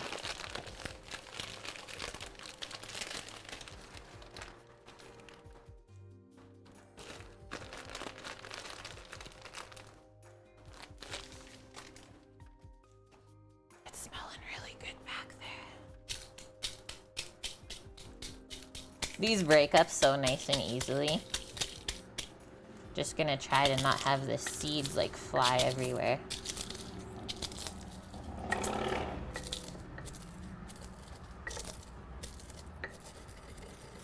And then once you have it kind of mulched up like this, I usually just stir around the sides to make the contact with the dried chili or whatever spice you're blitzing up. Mish is not gonna survive. Like, you're literally not gonna see the feta today. Unless you plan to stay up till like 3 in the morning or whatever time it is there for you.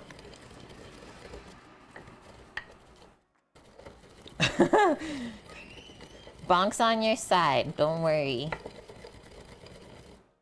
I think that looks good because I want the chili flakes a little bit chunky still. Ooh. The air is kind of spicy now. Okay, don't put your face in there. I might sneeze. It went right up my nose.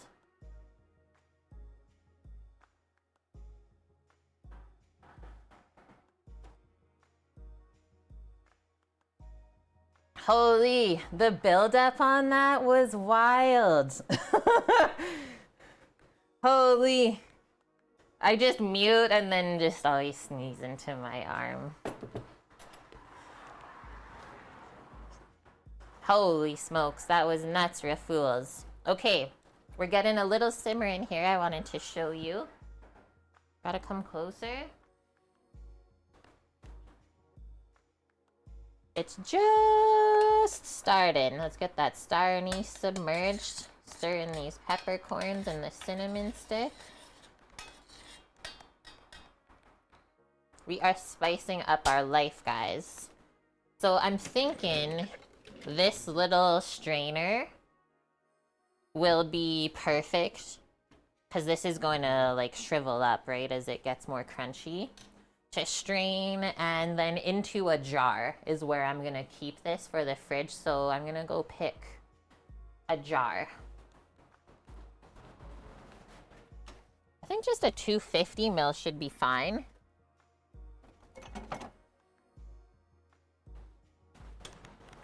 Not making a ton of this today. This little mason jar. And that way I was thinking the strainer will sit really nice on it. Yes. This sounds awesome. Can we put the chili flakes into the jar to strain the oil over it? To get ourselves ahead.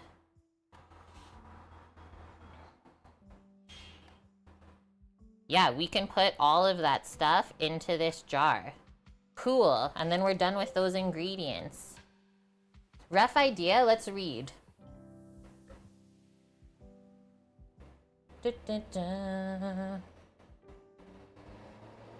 Lasts 1 month in the fridge. I would say that's accurate. Like, just from working in a restaurant when we would make oil infusions and the health inspector would come through, yeah, you don't want to be keeping your oil, especially when it has garlic, for usually more than a month in the fridge, and you definitely do not leave it on the counter unless you want to create botulism. So never leave your infused oils out of the fridge. Garlic oil can straight up kill you. Like, everyone thinks, oh, it's like cooked, it's fine, right? Not the case. Not the case at all. It's so scary, guys.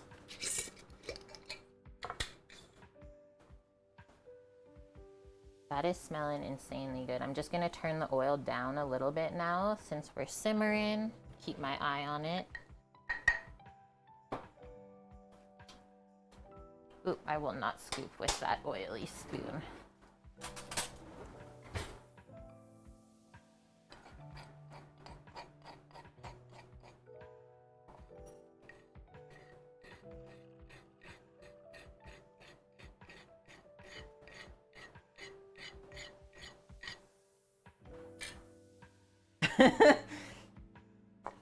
I like how they said it's cringe too.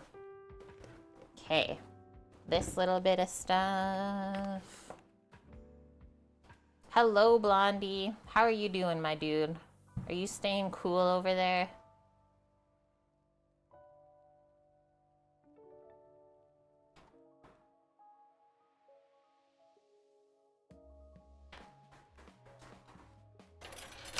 So half a tablespoon of smoked paprika. Careful as you pour it. Oh no, there's a big chunker in there. Shake it up. Personal air conditioners need to be a human right, not just an accessory to living. I think I'm with you on that one, dude. I feel really bad actually for all the animals more than us.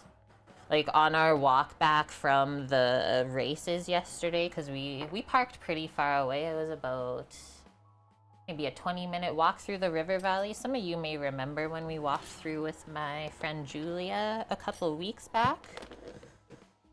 But yeah, there was this poor like magpie, a bird. Like, I've never seen a bird basically panting, just walking around with its mouth open. I was like, are you okay, dude? Like, what's going on? Like, I didn't have anything to put water in for it. I got Sanj. Half a teaspoon of sugar. I like that to kind of just balance out the flavors. And then for seasoning, half a tablespoon of soy sauce. Should have thrown it a Red Bull. I didn't even get a Red Bull yesterday. Not that I really tried, because the Red Bull girls were around. Yeah, I would have flown away. Oh, I didn't tell you guys about the best. Did I tell you about the best soap docs? I don't think so. I think I was just talking to Sam's parents this morning. So the best one was for a room service company. They called their little soap box a Zoom service.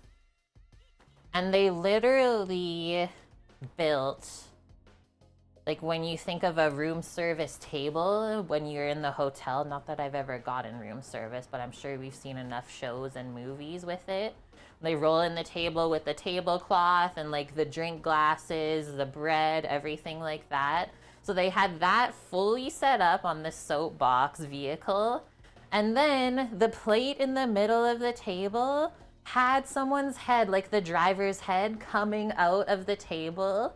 And then the person in the back is the one on the brakes, right? So as they're flying down the track at like 30K an hour, the baguettes are like flying off the table. Oh man, it was so good.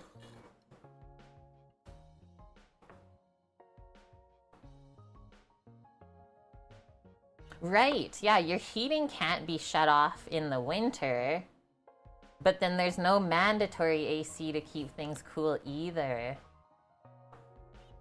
You guys don't like Red Bull? I used to like love it when I first started cooking. I mean, Red Bull was really all the rage back then. Like, think back to like 2012, 2013. Massive, right? Jaeger bombs. Oh man, but I don't touch this stuff anymore. I've put enough of it into my body to know. And then we don't need to talk about the Thai Red Bulls, because that's just insane. They come in a little glass bottle like this that looks like medicine. I swear they still put cocaine or something in it. And we can actually, I saw them at a exotic like candy and snack store here. They were selling them, but I did not look at the price. Right, in our youth, totally. Oh man, the things we did to our bodies. I just can't, like I don't even really drink coffee anymore. It's okay, you're not odd. We all like what we like. Okay, have a peek back here while I go put this away. She's simmering. I think that's a really good simmer. Because you know what I didn't do was set a timer. I'm just going to assume it's going to take 20 minutes to crisp it up. If it takes longer, that's not bad though either. It just means you had more time for infusion. It smells so good in here. I'm excited. Okay, that's set up. Let's de-spice our mortar and pestle while we're waiting. Because that would suck if you grind up like coriander in there next and you're like, why is it so spicy?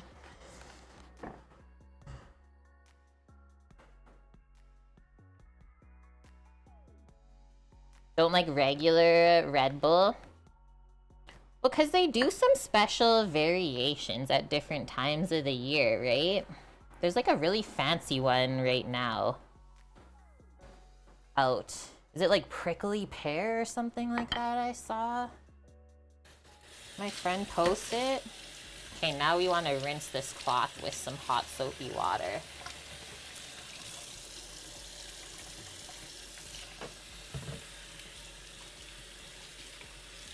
That's a question. You've been wanting to buy a mortar and pestle, but you're scared you'll buy a crappy one.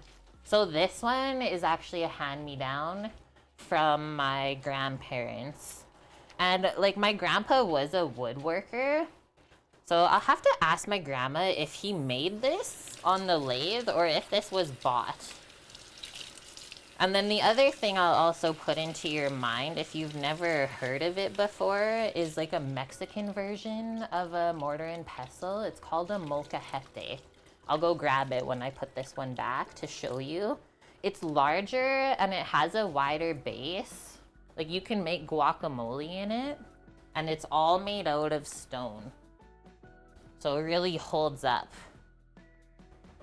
I believe we just bought ours off of Amazon. Let's see if there's a brand name on it. I love it so much. It's actually so cool. But like overkill most of the time, right? For the small amounts of stuff I do here. Oh, this is my molcajete. It comes with this, which is like, it looks weird, but to hold onto is so comfortable. So you just go psh, like even just the sound is so satisfying. Yeah, there's no brand or anything on it. It's literally just a piece of stone. You can see my sweaty hand. So obviously it is porous as well, so you have to just keep that in mind of whatever you make in there to always clean it the same way still.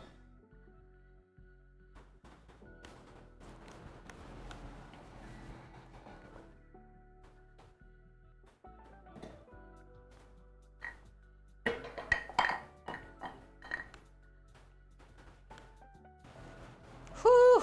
Now that we're like cooking a little bit, it's getting pretty warm.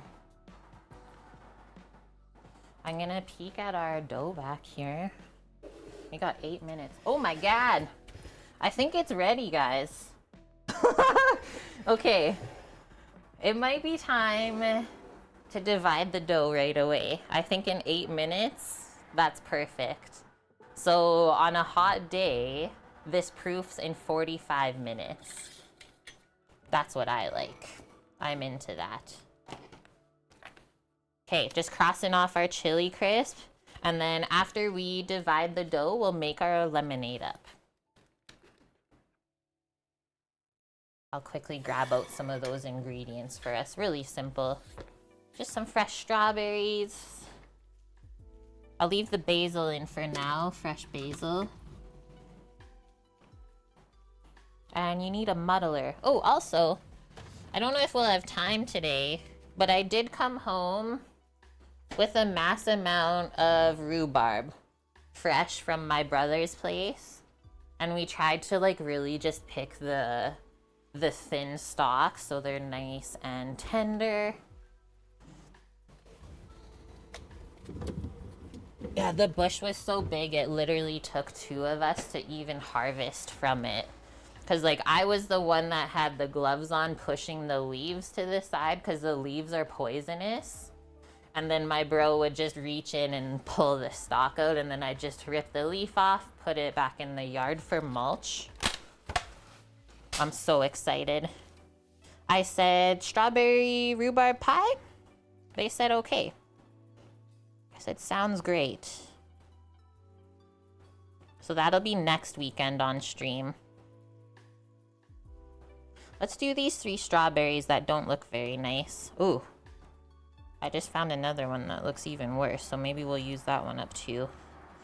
I hate like picking through the strawberries and you turn one over and it's just straight up moldy. Oofda.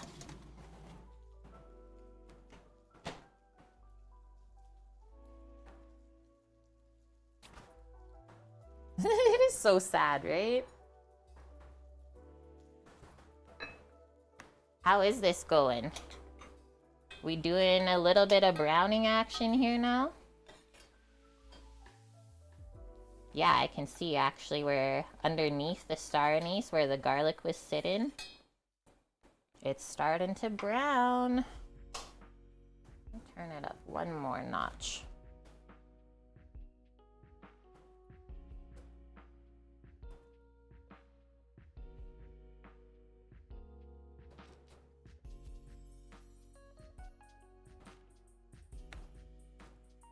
I've been eating the leftovers from the sweet and sour pork we made on Friday for dinner. Holy smokes, is it so good, guys. Even leftover, like reheated. That was actually an amazing meal prep for me. I don't often meal prep Chinese food.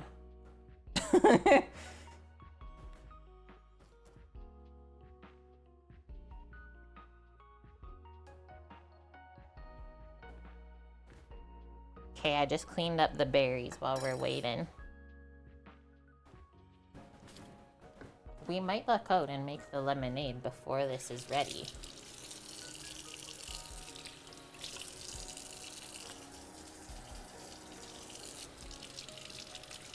What's like the craziest lemonade you guys have had in your life? I think this is the fanciest one I've ever made before. Strawberry basil. And like, if you have all this stuff in the house, it really beats paying like $7 for the fancy drink from a store. Cause like, who pays $7 for a drink anymore? That's cutting into the meat budget.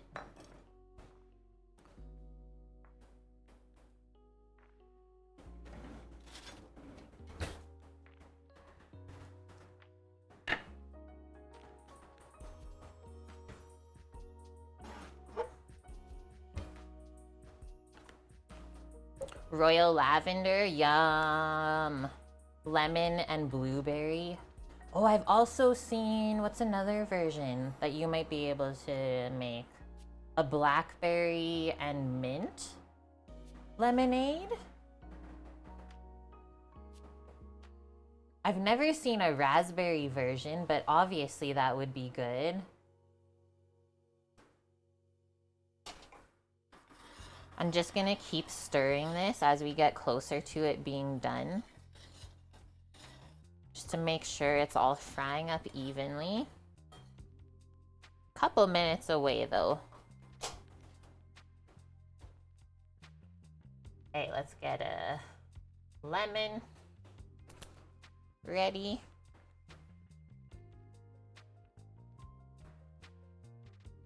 And then I also put a pinch of sea salt in my lemonade because that helps you stay more hydrated, right? Raspberry lemonade, that sounds good. Someone on Friday mentioned maybe we can go out to a U-Pick farm that's local and pick some fresh berries, because I would love to try a raspberry lemonade. Yeah, salt and sugar becomes like a natural electrolyte drink.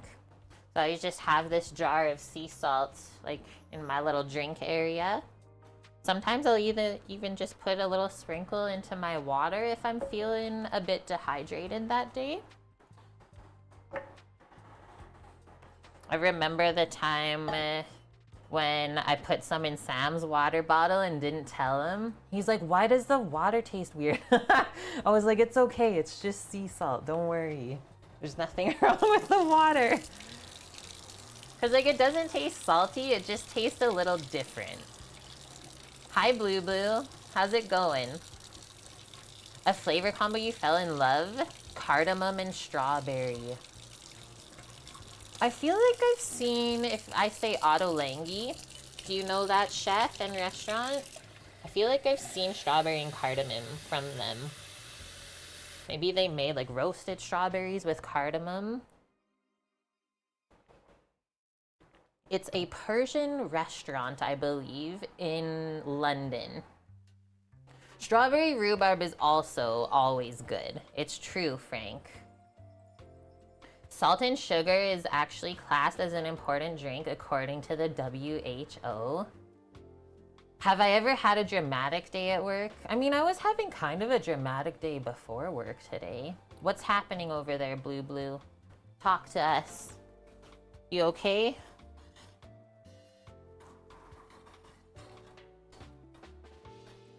But let's also say this. Since Wayne messaged the landlord when we were talking about it at the beginning of stream, it's been quiet ever since. So I guess that works. Okay, I am going to leave that for now. Let's do our lemonade. You're okay, but everyone else is whack. So that's where you just put your wall up. Say, I do not accept or absorb this energy that you guys are putting off. And you just deflect it back to them if they want to be whack. That's what I usually do. Anti-whackness, if you will. All right, I think it always looks good if we can make this in a glass jar. And we're gonna load up the strawberries today. Also can suggest this is easy to do if your beverage container has a flat surface. Important. So you don't want to be like muddling in a wine glass or anything like that. They need to offer induction.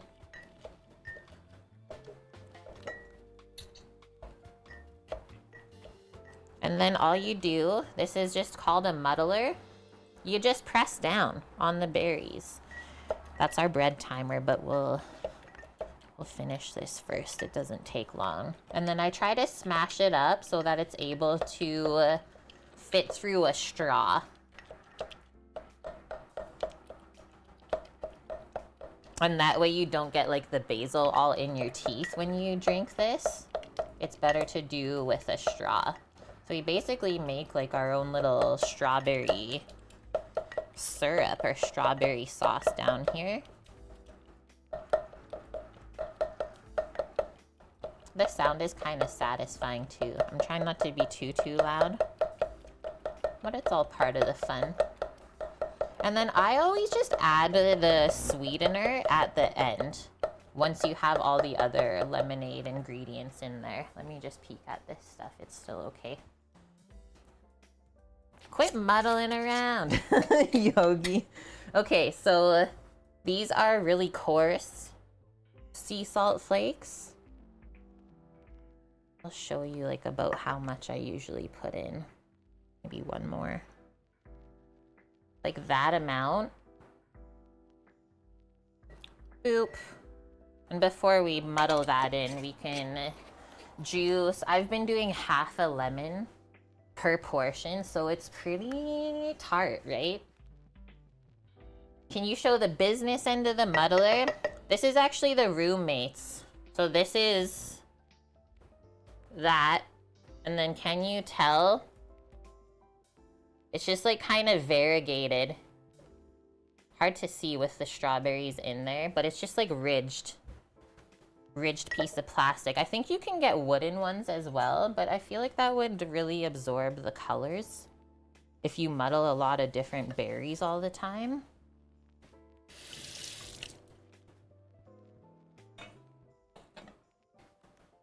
You thought it had something? You used to make wooden ones? Bob? That sounds amazing. So no seeds allowed.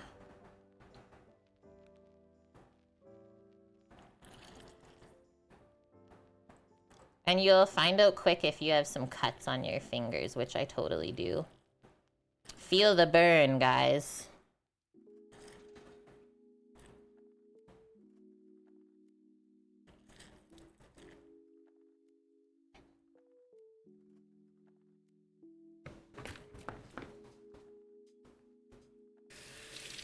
Hi, Wilson.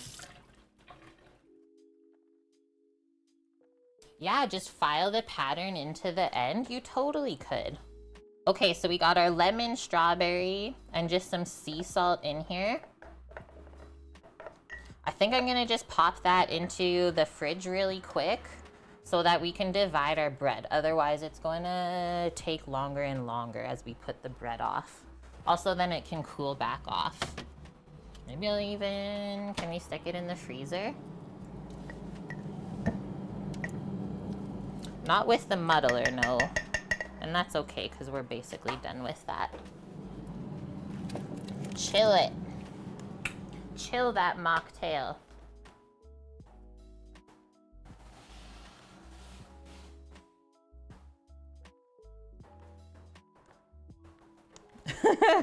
Yeah, I just have a few little nicks on my hand. It says surprise. This looks so amazing, you guys. Look at this. Wilson, we're trying out a... She's fallen down. We're trying out a sourdough discard multigrain bread today. That definitely rose to the occasion. Yeah, you never really cut yourself with a knife, I find, or at least not me, but it's always on something random, like when you do dishes or you like catch yourself on something metal. I think we're just gonna grab our little white baking board to divide this so it doesn't stick on the wood.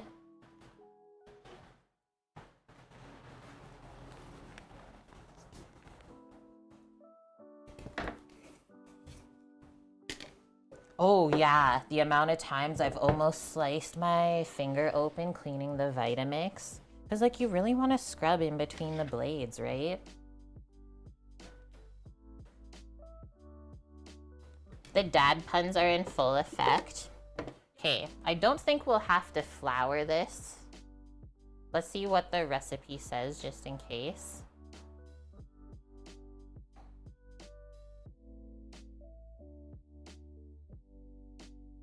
Punch down the dough, turn it on to a floured surface, cut the dough in half, and then they roll it the same way like I always roll it, is you flatten it into a rectangle and then roll it up so that there's no air in the middle. So I'm glad that we kept our little bag of flour over here.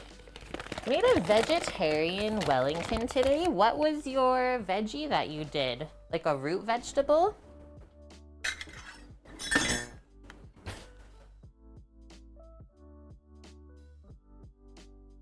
Some of the stuff in the pot's getting golden brown.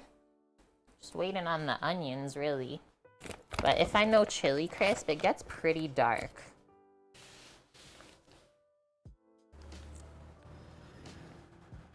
I think I've seen someone make a vegetarian Wellington with beets or something before. And then they also say to grease the bread pan, but my bread pans are non-stick and there's also olive oil in the dough, so I'm not gonna grease them. I think we'll be a-okay. What do you guys think?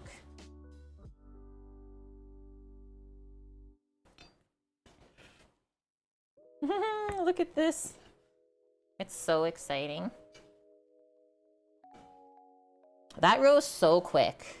Like that was supposed to take an hour and a half. So it just goes to show how warm it is in here. Like it's almost 28 Celsius inside of the house. Cabbage. Inside was a mash of veg, carrot, chive, dill, and bread. That sounds delicious. I would try that. 100%. I love all of those things. Whoa. Yeah, better than just making like a veggie burger for someone. That's usually how I cooked the vegetarian food too, or even vegan food. Like I went all out. I always tried to like match it to what the protein was that we were making that day, right? Same, but different.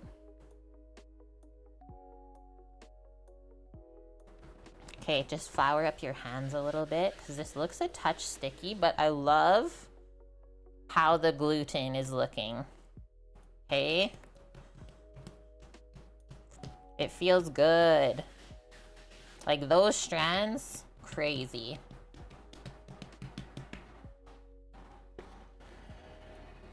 Kind of pull it into the rectangle that we want. And then keep pressing out just to get our excess air out of the dough. Because it's going to build it up again, so don't worry. It's really important that we get the air out now so that it doesn't overproof later. And you can be like pretty aggressive with it, right? You can see how hard I'm like smacking it. If you ever see a professional baker dealing with dough, they do not hold back. So I think that looks even. Patted it out until it's about 1/2 inch thick. And then all we're gonna do, yeah, like literally slap the shit out of it. And yeah, I put chia seeds in here too, right? So they absorb some of the extra moisture. How's Nike today? So now we'll just go in half. And notice how we didn't really flour the top because we want this layer to stick together as we roll it back up. We want it to be tacky. So now the only real important thing is to not put too much air in as we roll, right? Like you don't want to lift it, press an air bubble right into there. So keep it really tight, let's say, as we're rolling.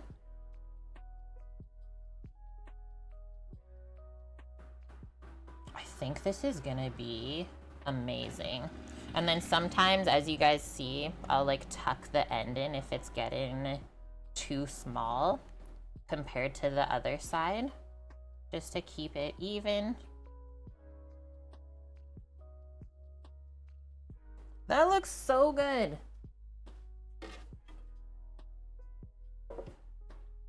We always put our seam underneath so that the dough doesn't explode on us. And now we are going to wait for this to rise just even with the bread pan. before we can bake it.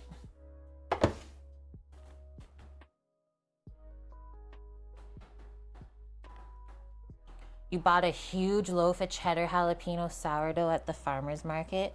I know that Michael posted a recipe in Discord for us to make that on stream. So how about when Samo's home, we'll do that. So I got some pickled jalapenos to use up in the fridge. Also, how good is that? I'm hoping that you've already tried a piece. And then can I also ask, how much did you pay for the bread from the market?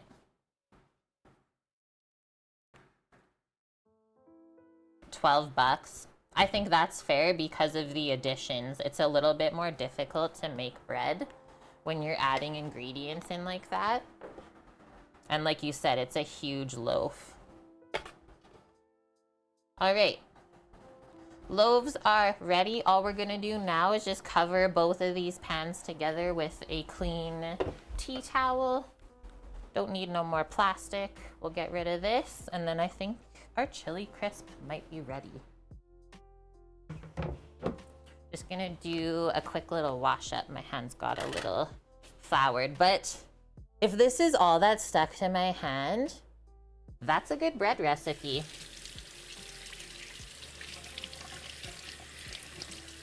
Yeah, miche, not to be confused with niche. Yeah, you can't get that from the grocery store. Not usually. Sometimes my grocery store has some fancy breads. Let me grab that towel. And then we can also peek back here because it's almost done.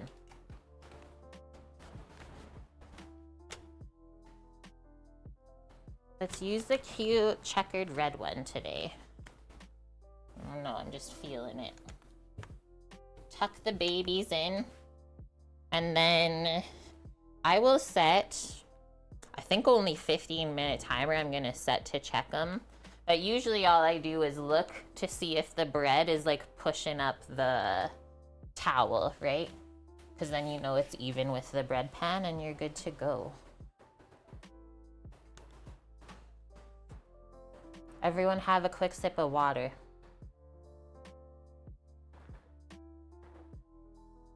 Yeah, is it possible to make miche?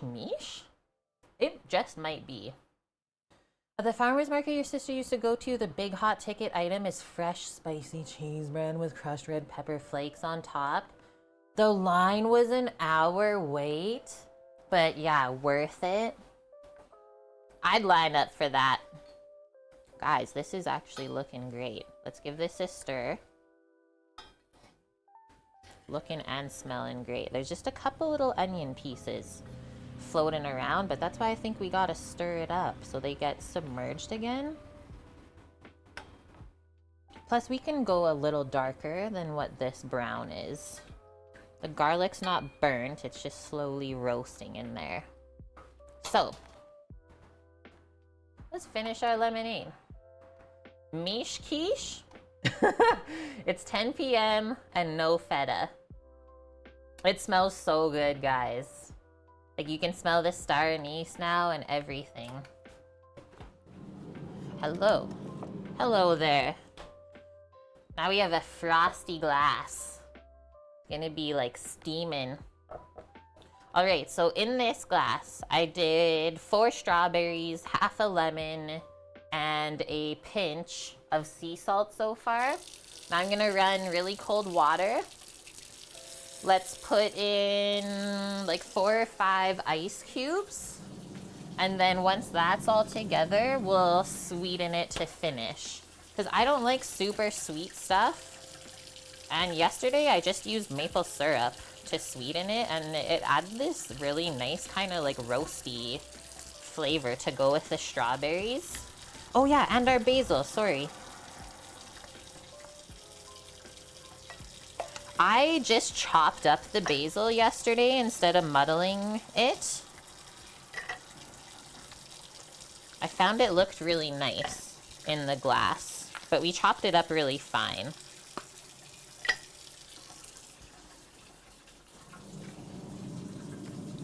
My farmer's market basil. Oh, I even have some left over, actually. So, basil leaves.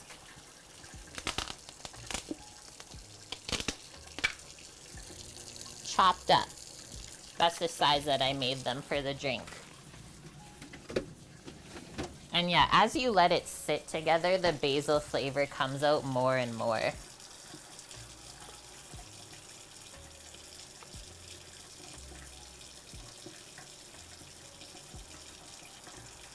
That way we didn't end up with like some massive basil chunks. Because I find sometimes muddling, like it'll bruise it, but not really break it up enough.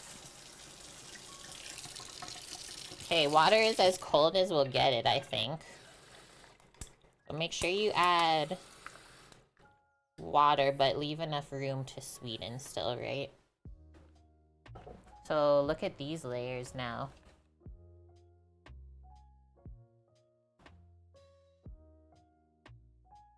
Whoa. Now I just get a spoon to finish it. Or if you had like a swizzle stick, I guess, or a straw, up to you. And yeah, the only thing you really have to watch is to make sure that you muddle the strawberries enough so that they can be sipped through a straw.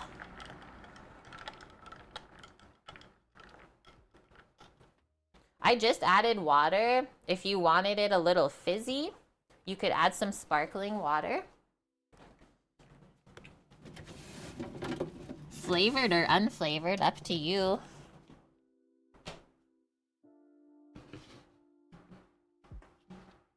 And then yesterday I added quite a bit of maple syrup, like at least a tablespoon. I actually was kind of shocked how much it took to sweeten, but I guess half a lemon is a lot of juice. Kind of get those ices, they're like all stuck together. There we go. Get that mixed really good because the maple syrup will just sink to the bottom. If you wanted to use sugar, I would muddle it with the strawberries at that time just so it dissolved and you didn't have the sugar granules. I think as well, honey would be a really delicious option. So now all we do, yeah, something that's liquid, right? Simple syrup, like I have a couple syrups for our coffee station. That's good though, guys. Always helps to like try it twice. It's not too sour. You taste the basil, you taste the strawberry. You definitely don't taste the sea salt. A hot honey lemonade. Imagine with like watermelon. Because they make spicy watermelon margaritas, right? And this is how it looks, guys, once it's mixed up. I'll just pop a straw in there. And that's a really simple strawberry lemonade. So time to get creative. Because that's fun.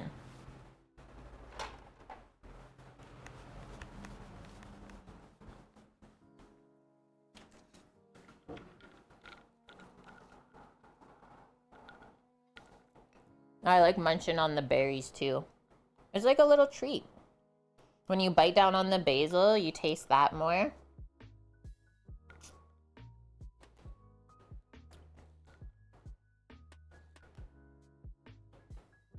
They get stuck in the straw. That's gonna be a yep from me, guys. Can we say a quick cheers to everyone that's been here with us today? Hopefully we're inspiring you. Okay, it's time. I turned around and the chili crisp looks perfect, guys. The peppers are finely fried, the onions. Let's come over to the cutting board and strain it. And obviously this is rockin' hot oil, so be very careful. Be very, very careful as we strain this. Also make sure that you trust the pot. Is this oil all gonna fit in here? It might not. We might have to switch it out. We'll see. But yeah, trust your pot that you're pouring from. This is the color. It looks really dark where I'm holding it. But if I stir it, can you kind of tell more? It's not burnt. Let me try and scoop it out. Everything is just like nicely crisp and roasted. So trust your pot and pour it, because some of the pots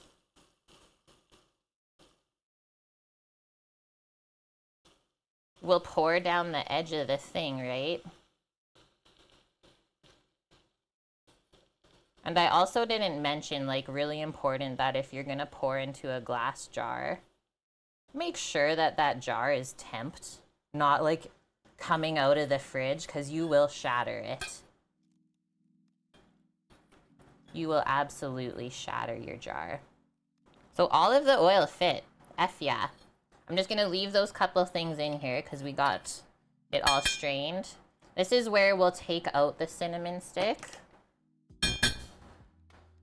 I'm holding the pot up because the bottom of it's still hot, right?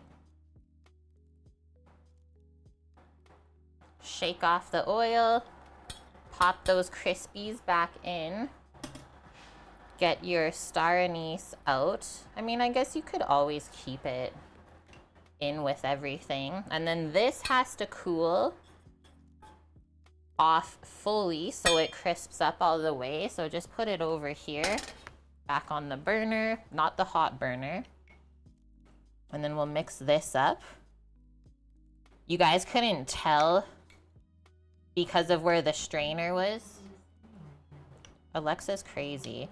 But yeah, as I was pouring in the hot oil, it was kind of sizzling up because there's a little bit of soy sauce down there, some sugar, and yes, that jar is hot now. This is chili crisp, is what it's called. So we fried serrano pepper, garlic, onion, peppercorn, star anise, and cinnamon. And then that will be added back together. And yeah, depending on the chili you use, it's either going to be like super spicy, but I usually find it's not insanely spicy at all. Can I lift this up and put it on this to move it? So I'm just gonna put this to the side to also just cool off and steep a bit. We have, it says only 4 minutes on our bread to rise. That might actually be accurate. They're almost even with the bread pans already. I don't know how much chili crisp is to buy in the store. Probably what, like $6, $7 for the little jar? Basically same size as what we made. I think that we made ours for about half that price though. Okay, we made our lemonade. If the bread is almost risen, we'll turn on the oven now to 425 Fahrenheit. That's so hot. Time to heat up the house. What do we think the temp's gonna get to in here today? Probably at least 30. The max on the thermostat's like 32. Oops.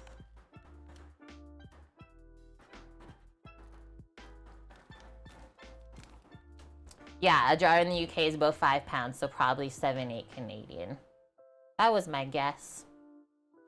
You're cook some pizza, make some room. I'm in. Yeah, there will be one rack that you can put the pizza in the oven. Are you making pineapple pizza? Is that why you put the emote? Okay, let's now get into our chili crisp egg recipe. So that chili crisp that we just made, we are then going to use to fry eggs with and make some yummy brunch. So it says heat 1 tablespoon of the chili crisp and a teaspoon of toasted sesame oil in a frying pan until it's shimmering. Swirl that around the pan so it's evenly coated. Makes sense. You don't want the eggs to be sticking anywhere. And you crack our eggs right over the chili crisp. And I mean, you could make the eggs any way you want, but typically this is served with them sunny side up.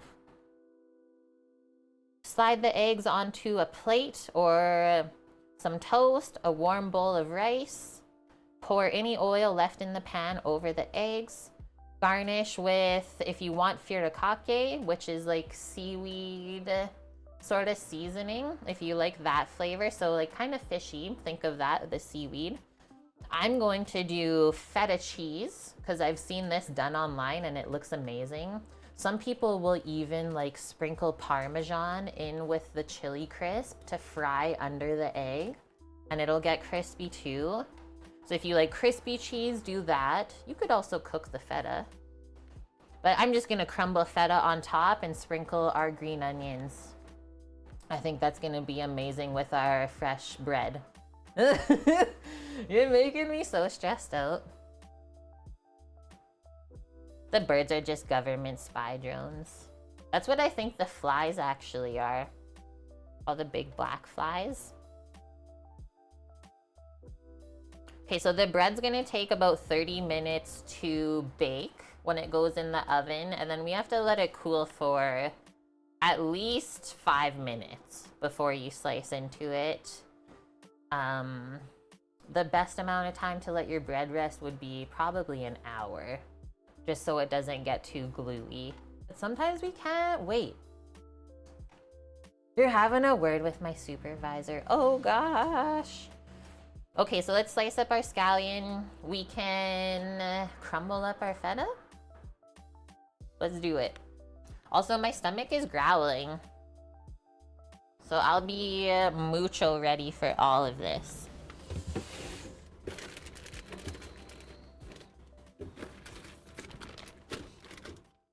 And then if we still have time at the end, we'll make a little smashed cucumber salad.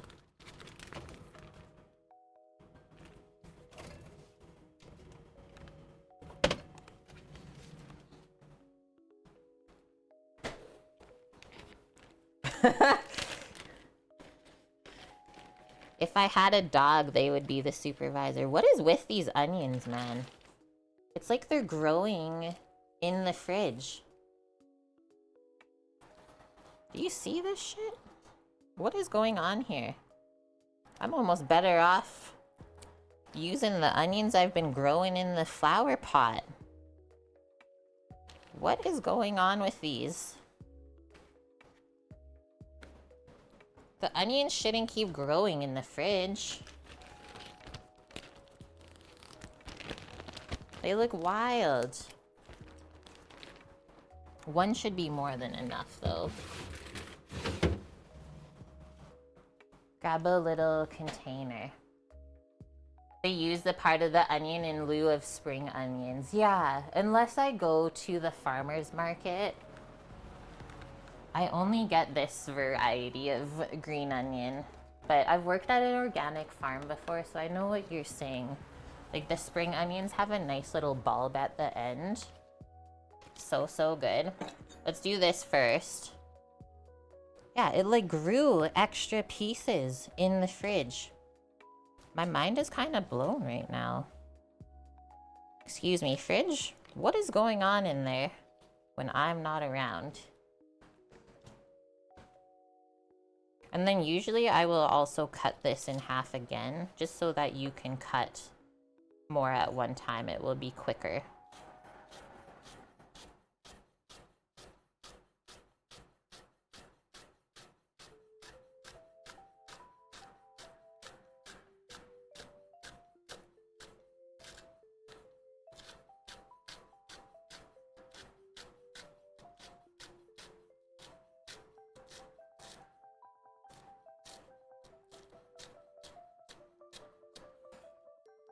Oh, you thought they had sprouted from the round onion. No, these are supposed to be scallions. But they're alive?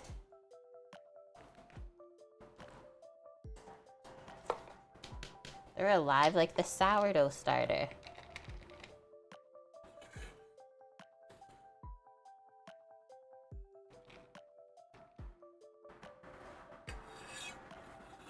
As long as it's not moldy or slimy, you're good to go.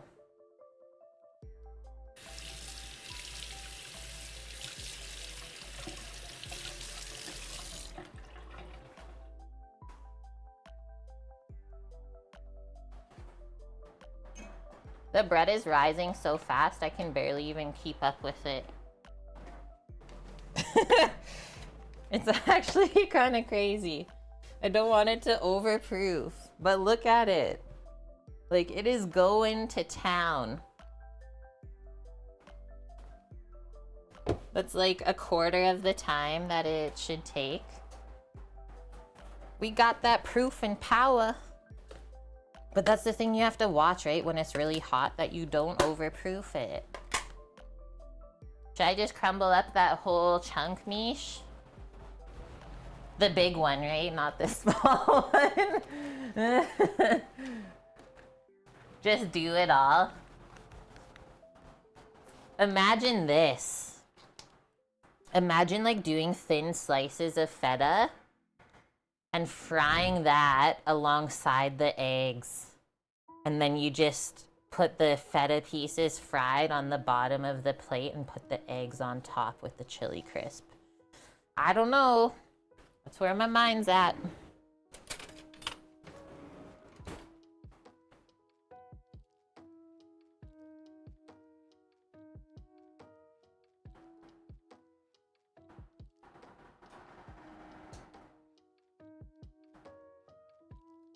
Beautiful. And actually, before we put this back, let's make sure that is submerged again. You always want your feta sitting in the brine. Yeah, I really like this brand because they give you the brine recipe on the container if there's not enough to cover it back up. 3 teaspoons of salt and 500 mils of water, and you don't even heat it up. 3 teaspoons of salt, so 1 tablespoon of salt and half a liter of water. And then you can save your feta for longer.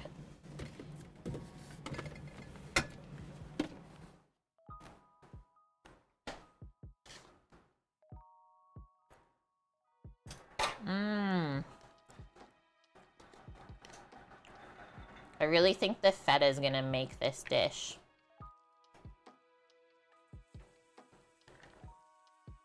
And I'm keeping it pretty chunky, not too fine.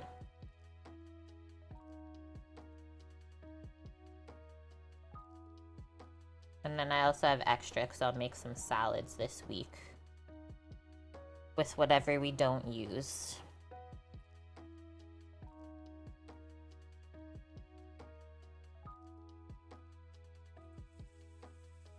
Also, we could probably say, like, next Friday, there might not be a stream just when Samo comes home. I like to just take the first day off with him to adjust. You know, spend some time with my husband that I haven't seen in 21 days. You guys know the drill. And then we'll be back on the weekend.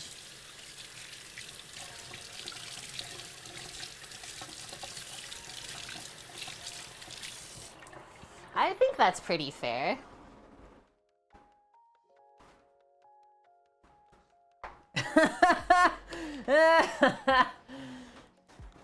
I mean, I'm not gonna say nothing about any of that. You brought it up. I'm not gonna blush, but actually I'm gonna put my water down and have a sip of lemonade. I mean, if life gives you lemons, Torino. Oh, this was funny yesterday. So where we were watching the race, guys, we ended up watching with like a bunch of 19-year-olds, and it was the greatest ever. They were like feeding my brother drinks, and then they were trying to guess our age. And so they thought my bro was like in his 20s, which was nuts. And they guessed I was 34. I was like, that's bullshit. I'm 33. Never guess older than what you are. And then the one kid's like, yo, because my brother is 38. The one kid's like, what? My dad's 42. And we're just like, oh my God. But they were the greatest, like, Canadian teenagers ever. It was awesome.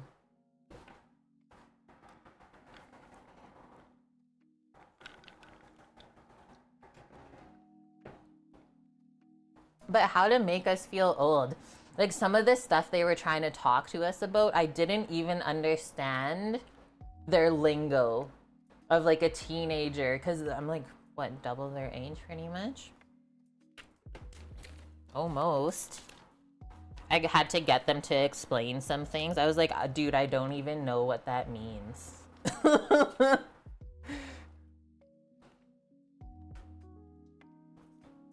Yeah, they were saying some hilarious stuff. I was like, I don't even know what you just said, but sure. I'll just say yeah. Oh, man. Hey. How is this oven? I want to get the bread into there. Also, I'm going to move the oven rack just into the center. It's up higher because I think we were broiling some stuff. And then the only thing I didn't look, like usually you don't score sandwich style bread loaves. This one's a little bit different, so let's see. Preheat the oven. Bake the loaves for 20 to 25 minutes, or 25 to 30 until browned on top. Okay, so we don't have to score them either. Well, that's how we got on the age thing, right? Is because they said something and I was like, wait, how even old are you guys? And then we just ended up aging ourselves. Ah, the bread is really going nuts. We have to get it in the oven ASAP. It's like scoring itself right now. It looks so good though. To me, that's like perfect, almost getting to overproof. So I'm gonna pop that in the oven. Get those babies going. Because if you overproof it, then your bread's just gonna fall later. So I would say better to get it in now. I don't know if we'll have to turn them around halfway, so let's just set a 15-minute timer on that to check. And then while those are in the oven, let's get a oven rack, or sorry, just a wire rack to flip the loaves out of the pan onto so they can cool. A lot of times you don't cool your bread right in the pan because then it will get soggy from all the steam still being around in there.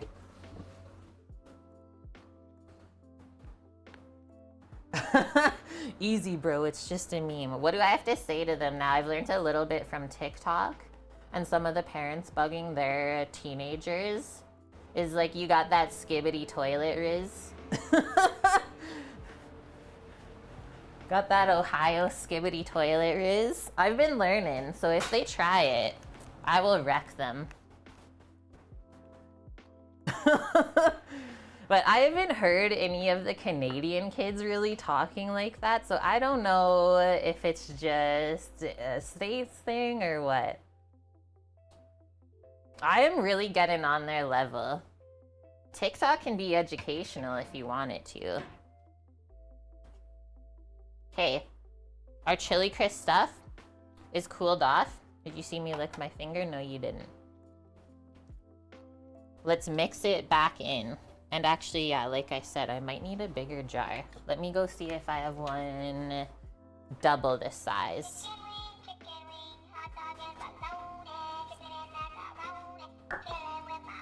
Lauren, holy smokes. We are at 3 whole years together. Thank you very much. Love you, appreciate you. Thanks for coming to check on us. How was your weekend? Did Luna get her other pup cup? She forgave you? What is Hawk Toi? I don't know if I've seen that one. True, Torino. Yeah, we gotta start teaching our kids how to cook. Like, what are they gonna do? Just eat fast food forever? No. Nice. I did have another jar. Success. Just a jar switcheroo. But this one is not as wide of a mouth. Be careful. Oh, they said that yesterday to me. They totally said that. Because when they said, oh, I'm 19, I was like, what? To them, and they're like, and I was like, what the hell are you guys doing? It was so funny. But they still loved us anyways. The one kid, he kept like taking one of the rental scooters to the liquor store to get like White Claws, and he was getting like Coors Light and stuff. But the White Claws were like messing him up too much, so they had to go with the light beer near the end of the race. But literally driving the scooter like through the bush. I was really impressed. I was like, these are my people.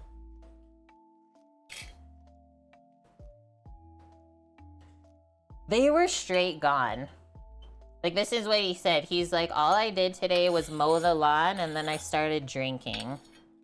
I was like, yeah, that sounds like a 19-year-old thing to do.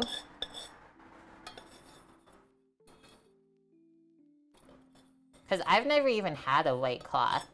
I tried it yesterday, though. It was a watermelon one. No, thank you. I was like, and this is why I don't drink.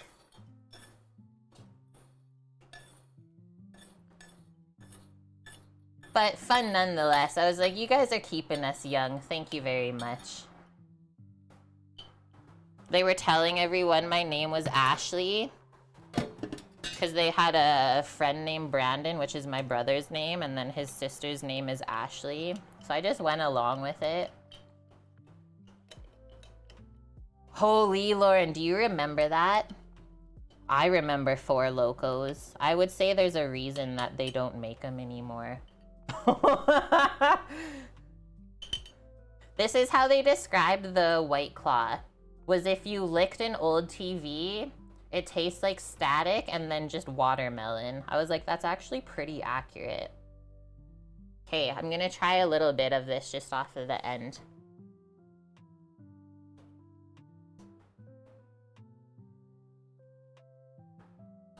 That is insanely flavorful and not super spicy at all. Right? We were accepted by the teens. I felt honored, honestly. Okay, so we gotta hold this up now. I think that looks like a pretty proper chili crisp. The only other variation that I've seen around is sometimes people put, you can do like sesame seeds in, which I think would be yummy. What do you guys think? Or I've also seen people put like roasted peanuts, but I don't have that. But I think sesame seed is always a good choice. Totally up to you though. I think I'm going to. Roasted peanuts or sesame? Or just do sesame oil? Beanies. Sorry. Sometimes I pronounce things weird. I guess, right? Because the sesame seeds are really just for look. But we're frying the eggs with sesame oil. I don't know. Maybe I'll do a little bit of both. This is the nice thing about cooking. You can ask people for opinions. And you can still make your own judgment call. Because recipe is just a guideline, and I'm going really light on the sesame oil. Sesame oil's bad. Why? Oh, bold. Just do a really small amount. And then it won't just taste like that. But like I could taste the fried pepper, the serrano pepper in there, the onion, the garlic. Dad wanted a cinnamon roll for lunch when we were together, so you need to make yourself a real lunch. That's all you've eaten so far, Lauren? Let's do that amount. Swirl it up. And I really like the little bit of sugar and the soy sauce as well. And then I think we just added the paprika more for color, because I didn't taste that. Yes, sesame oil on ramen. There's so many good things you can put with ramen. I kind of have been having a hankering actually for ramen. Okay, 7 minutes till we check the bread. Just gonna put the chili crunch to the side for now. I'm going to put this extra flour away, our chilies that we used, and then I think we still have time to do our little smashed cucumber salad a little bit. Some refreshing vegetables in our life. Yes, yeah, cooking with sesame oil, you have to always like dilute it with another oil because it will burn really quick. That's a really good point to add. You've been on keto, Lauren, the last 2 days. Just eating all of the sugar things. I mean, sometimes you just gotta live your life though, right? Sometimes you just gotta live and not be about the diet. As much as we always try to take the best care of ourselves. Okay, where's our cukers? I will share this with you. It looks so yummy. We got a Wild Scoots in here. Hi, Scooter. How are you? This recipe page, Walks of Life, really good Asian food recipes.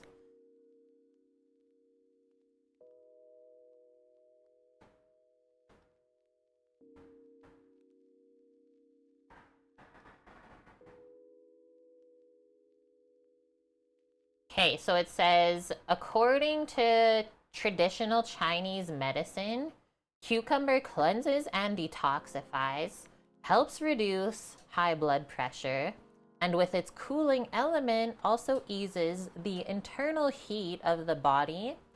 In short, eat plenty of cucumber when it's in season. People in China take eating cucumbers to a whole new level. For example, Americans would probably enjoy an ice cream cone when visiting a park or a zoo, but in China, you could see people crunching on cucumbers as they walk around, ride the train, or take a rest on the Great Wall. It's an everywhere, anytime snack. Fruit peddlers peel them for you, and they're only 16 cents a piece. What are we paying here, like $2 a cucumber? This Asian cucumber salad is a popular appetizer, cold dish on most restaurant menus. Not only is it easy to whip up, it's crunchy, crispy, and healthy. Asian cucumber salad. Wash the cucumbers, pat them dry with a towel on a cutting board. We're gonna lay our knife flat against the cucumber and smash it down, kind of how we smash the garlic cloves always. And I thought this was so cool, so let's see if it happens. I just have baby cucumbers, so I don't know if it will. But it said it should smash into 4 even pieces, like quarters. And then you just go along the whole way and then cut it up from there. And then we're gonna mix it with what? Let me scroll down. Salt, sugar, sesame oil, soy sauce. For sure the rice vinegar, the bit of acidity is so good. Can do some garlic, chili oil, sesame seeds. So why don't we just put like a little bit of the chili crisp into it for those other flavorings. And then if you want some fresh chopped herbs, I don't have cilantro, I just have parsley, so I think I'll leave that out. Baby cucumbers are better, less bitter. That's what I always try to buy from the farmer's market. They're so good. They're just good to snack on. Like, I totally eat cucumbers like a Chinese person, I guess.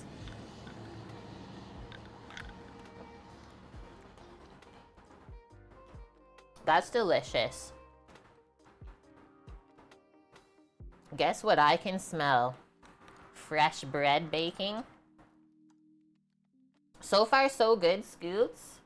We made up this strawberry basil lemonade. I don't have a recipe for it, but if you want to make it, just message me. I'll give you the details. We are just finishing up our chili crisp.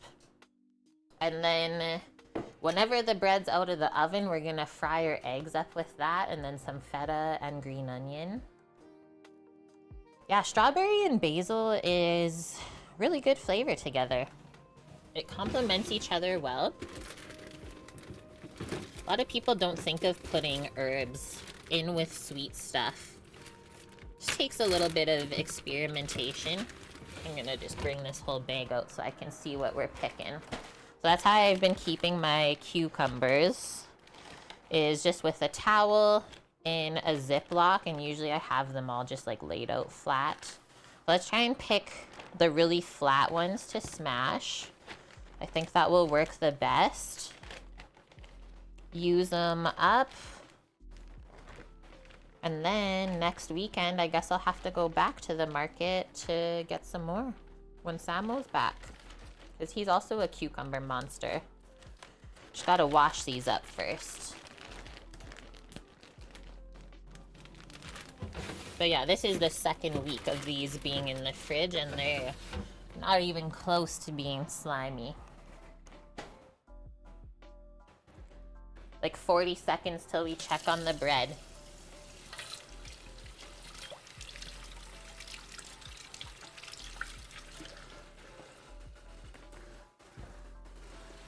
Yeah, we didn't go all out, or maybe it just wasn't the spot that we went to, Bonk, for Korean barbecue. They didn't have a ton of banchan and stuff available. It was more just like a lot of hot dishes and stuff, and then sushi if you wanted. So I've always wanted to have that experience with banchan. There's so many like little condiment dishes. Sour Mexican gherkin plant. F that place. Yeah. I think it was more of like a fad sort of place. Unfortunately, it wasn't super traditional. They're looking good. I mean, the one loaf might have overproofed a bit because it kind of sunk down, but the other one is looking fantastic. So let me set another 10 minutes on that.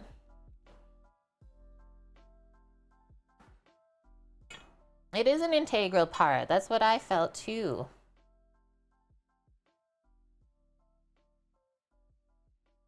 They look like tiny watermelons. Has anyone, is that what you call cucamelon then?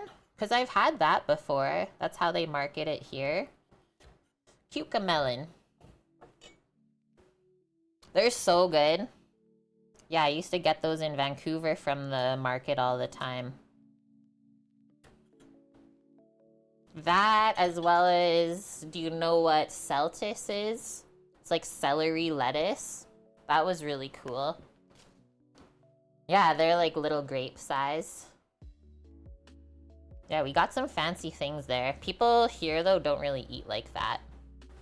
Okay, so it says, put your cucumber flat surface, move those out of the way, put your knife on it, and you want to be confident when you do this. I also might just go grab my cleaver really quick so that we have more surface area to smash down.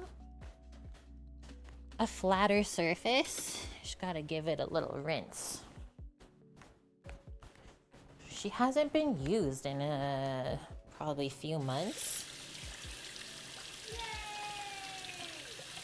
Get the cleaver. Thanks, Mishi, for the 200 biddies. 43% of the way through that goal. I think for sure by the time Samo goes back up, yeah, we'll be able to get that riverboat adventure done. Okay, so hold that there. and smash it. I mean, it kind of did. If we look at it, 1, 2, 3, 4. I just gotta do this end a bit more. If it doesn't go all the way apart, just cut it. And then from here, I'll try and put it back together. They just like cut little pieces like that and then put them all in a bowl. So let's get these all smashed. That's cool. The cucumber like cuts itself.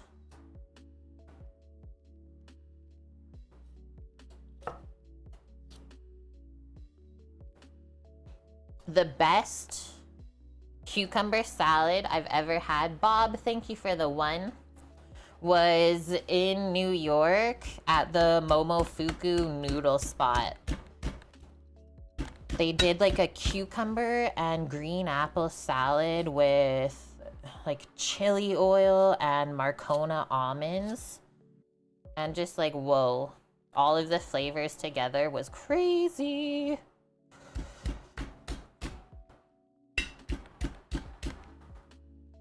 That's so cool, guys.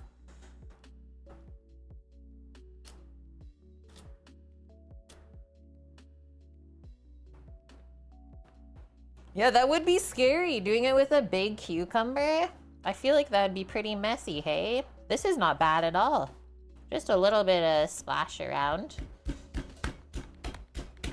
And I kind of work from one side and go along until it feels like it's all smashed apart like that.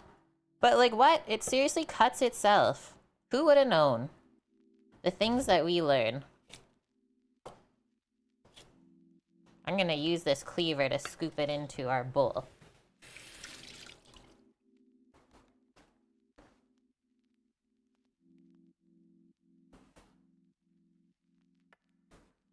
Will those fit in here? I think so.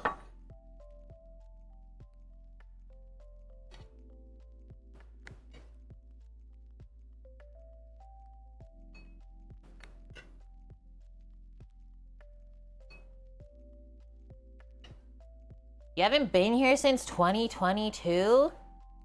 Did we get our food truck up and running yet? No, and like honestly, let me just say our investor like passed away. Let's just say that. Put it out into the air.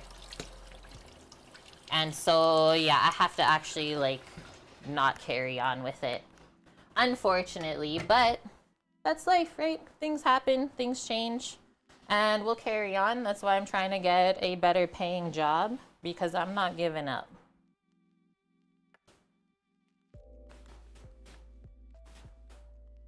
But eventually we'll get there, and that's all I need to think about. But I'm glad that you still remember that. It's okay, Bonk. I mean, I didn't expect this to come of it after they passed away. But basically, like, I have to forfeit everything that we did and give it all back.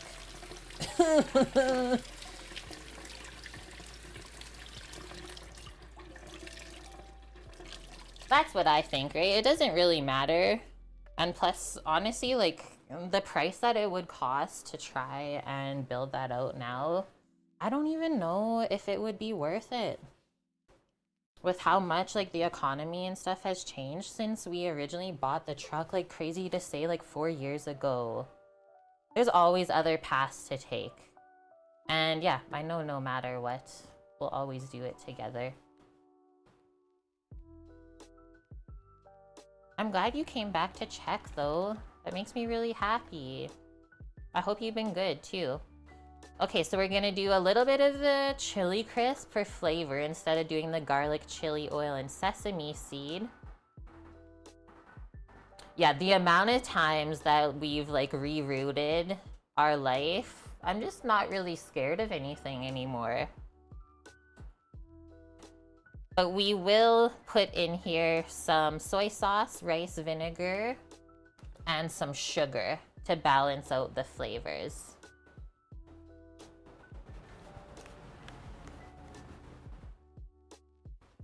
Oh, I'll just do my little sweet mirin because that's rice vinegar and sugar together.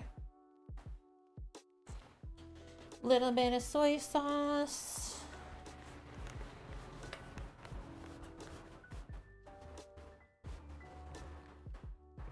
You bought a Ninja Creamy last month and love it. What's been like your favorite ice cream that you've made so far in it? Sam keeps eyeing them up, but I said, you're not buying that. We don't need it.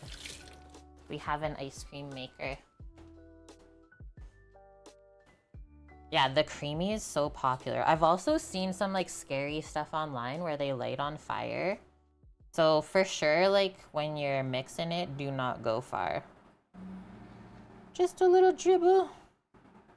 That should be good.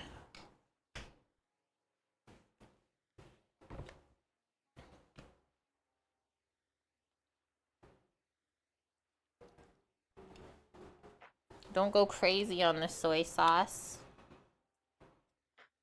179 US at Costco. Grab a spoon to stir this all up. Vanilla Madagascar, vanilla, and then Oreo. I really am a sucker for cookies and cream ice cream, I will say. There's just something about it. So that will help everything coat and come together. Has all the other flavors we're looking for. Let's give this a mix. You can always add more things, right? If we're like, oh, it needs a little something. I think the chili crisp in here would be good too. A little crunch. Need some gochujang to make it red? I can dilute a little bit with some water. Should we? I think we got time. We got time while this bread is finishing. I've had this container for frickin' ever, but it's still good. Cookie dough is your go-to. Like, look at this. It's like dried gochujang paste. How do I want to mix this? I'm thinking in this little cup. So we'll need some hot water. And a little whisk. It makes really light and airy ice cream. And what else have I seen? There's been like some fitness people that make protein ice creams. So it's like a little bit, healthier, even though it's still ice cream in my mind. But at least you're getting extra protein, I guess. Okay, that's our bread timer. Ugh, can I even scoop this? It's literally rock hard. Bonk. I don't know if it's possible. We might have to get a new gochujang. Or we just gotta get through the layer.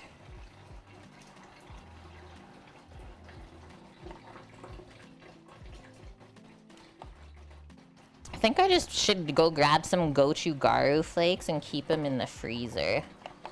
So every time I buy gochujang, I just don't use it quick enough, and then it does this. But like, it's not like it goes moldy, so I never really have the heart to throw it out. That is it though for that one. I guess we did pretty good considering. I do still want to try this though first. Because I know what you're saying, like I'm so used to it being coated in that red hue. I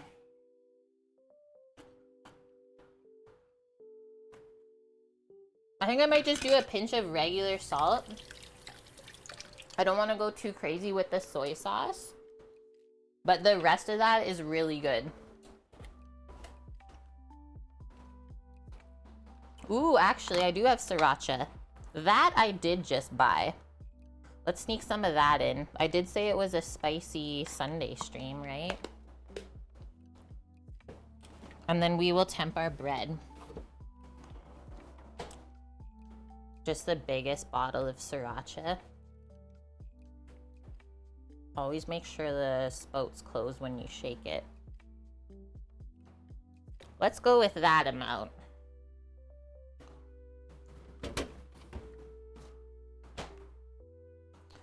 I found that bottle. Where did I find that? At, I think, Save on Foods.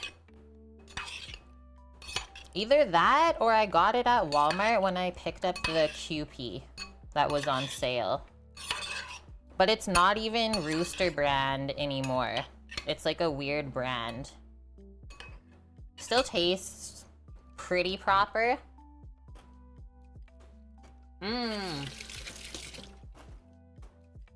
Okay. That's really good now. Just a little kiss of heat.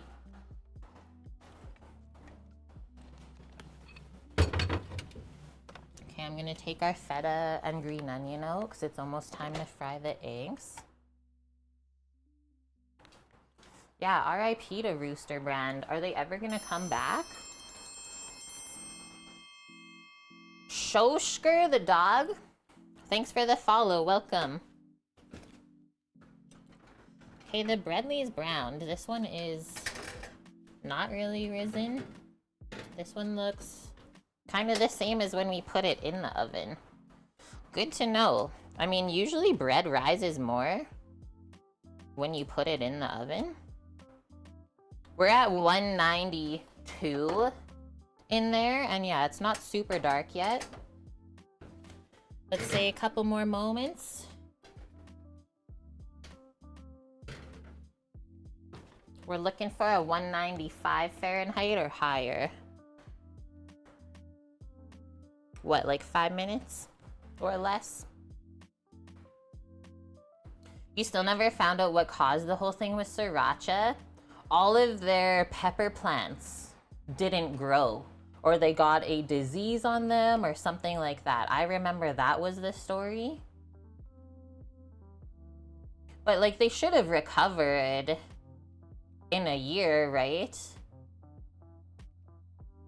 You like Cholula? It is good for like an all-purpose hot sauce.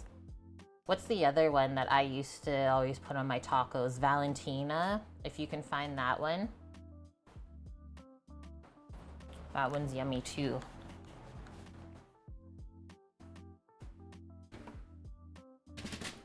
Okay, while the bread is finishing, we'll prep our frying pan for our eggs. Get the eggs ready to go.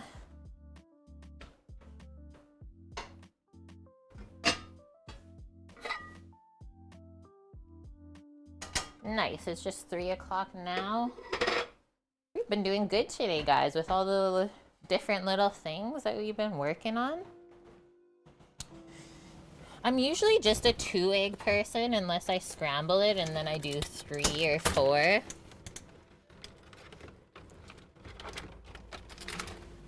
Just organic brown eggs from Costco. Tagine makes hot sauce? I didn't know that. Tapatio. I have had that one once, and yeah, I didn't love it either. Valentina's is the OG. Well, that makes me feel good then, because that's what we always used at the taqueria. It was always on the table. Tajin. I've always said tagine, but like the J is silent, right? Or it's like an H. So it is tahine. Thank you for correcting me. You know I'll never get mad. Okay, the other thing we can get out is a plate that we think this will all look good together on. And then they didn't, I don't know if they mentioned to like season the egg as it's frying. I'm really big on making sure there's some seasoning on the egg, not just the chili crisp.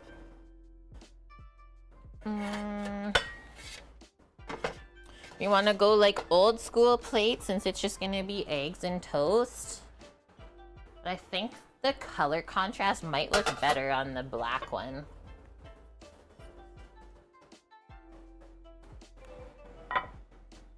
Kind of like, Jesus.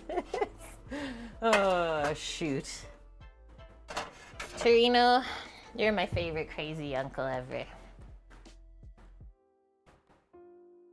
Hey, Zeus, if you will.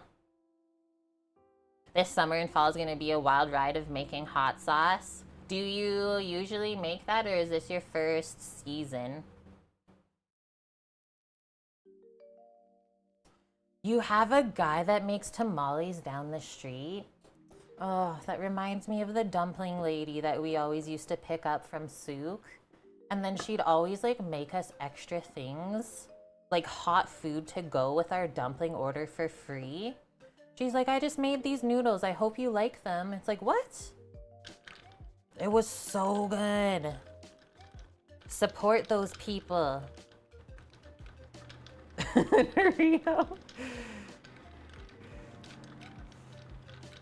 Hello, Jesus. I mean, you ask any freaking Christian that I was raised with, you know how they're pronouncing his name. Why are we like this? So uncultured.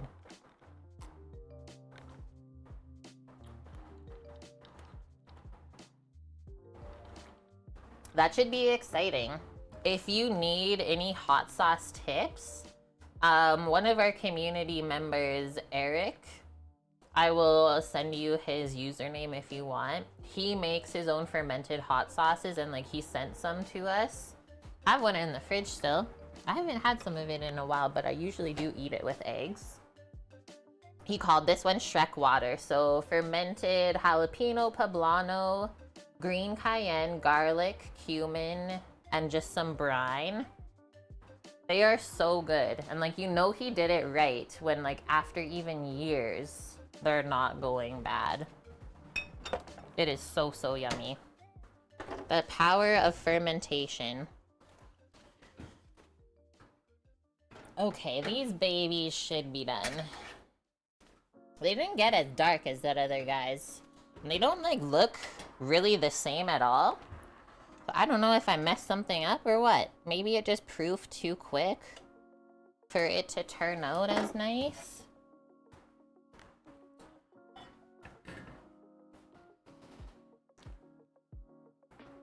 Yeah, I ate some sauerkraut yesterday with my steak and some horseradish. So dang good.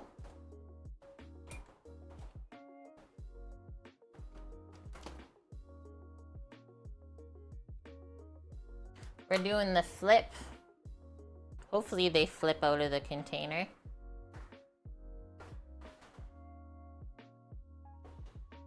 The old flipperoo. Nice. Look at that, guys. It looks really nice.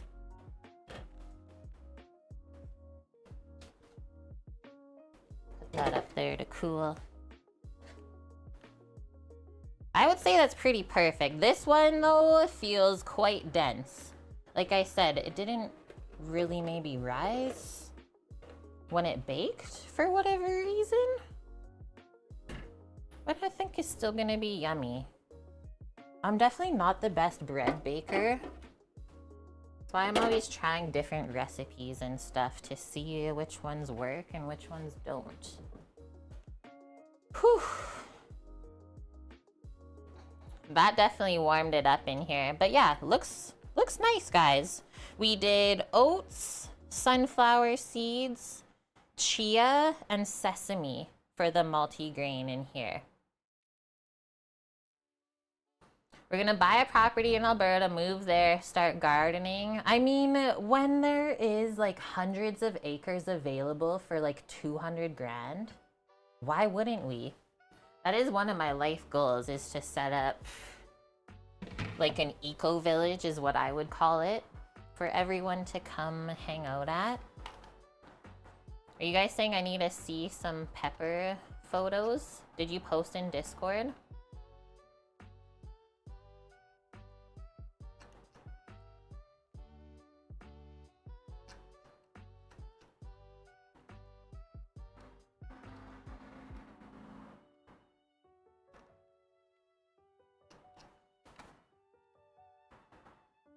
Okay, come over here.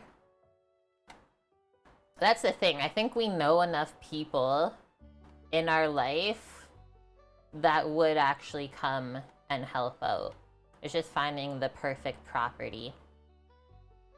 Nice, Reno. You're saving up for a bigger arrow garden. I know, like I was looking at the updated ones compared to the one that my roommate has, which is so small. I was like, they're huge. But they get really expensive as well. Really, really expensive. I did not realize that. I'm also getting my bread knife out. Yeah, you'd have to get a work visa. Or what, just marry a Canadian? Marry a Canadian. Oops, wrong one, sorry. Torino, do you have a partner? Bonk needs help.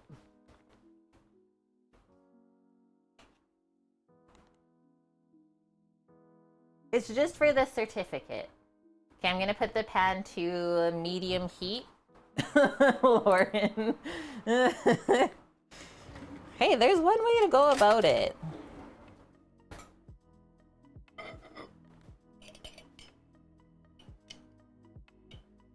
Single till you die. I knew that was coming from Bonk too. Not a freaking chance. Okay, what was this? Like 2 tablespoons of chili crisp? Let me look. Lauren, you gotta officiate the wedding. 1 tablespoon of chili crisp and a teaspoon of sesame oil.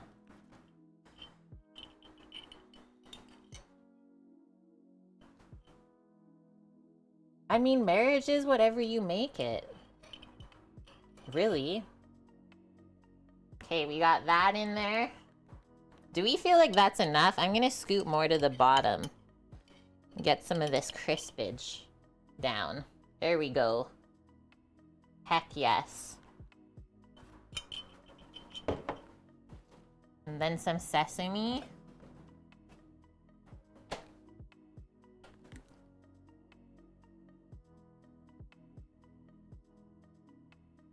I'm not going crazy with this sesame because we all know that's a strong flavor. I feel like sesame eggs might be a touch weird. Might be a little bit weird.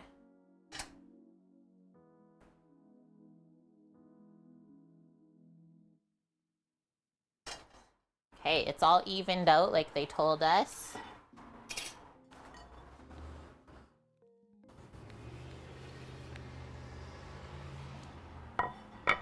It is so true. Yeah, you could literally live your life the same way without having a piece of paper. Because, like, let's be honest, like, I still have to switch my name on my passport with my marriage certificate, all of that. That's my last piece of the puzzle that I just did not feel like dealing with when we got married. But it's been a process, for sure.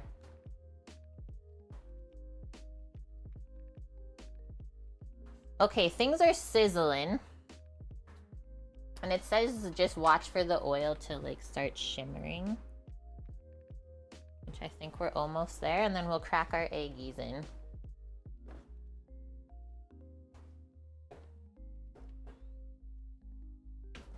Then yeah, I might do a little lidding. I got a little bit of burps from the lemonade. Sorry if you can hear it. I'm trying not to. This smells good though. I can smell the sesame oil. So yeah, let's not burn it.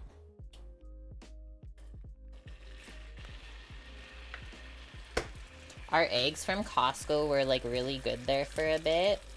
And now this last week when we bought them, they just went crap again. Like the most pale of yolks ever. It really bugs me when that happens. I don't know. As a chef, we're like all about consistency, right? Just give me the same thing I had last week. I'm gonna probably flip in some of that egg white. just so it's not like so massive. Roll it in, if you can. Does anyone else do that? Is that just a me thing? So far so good though, I think.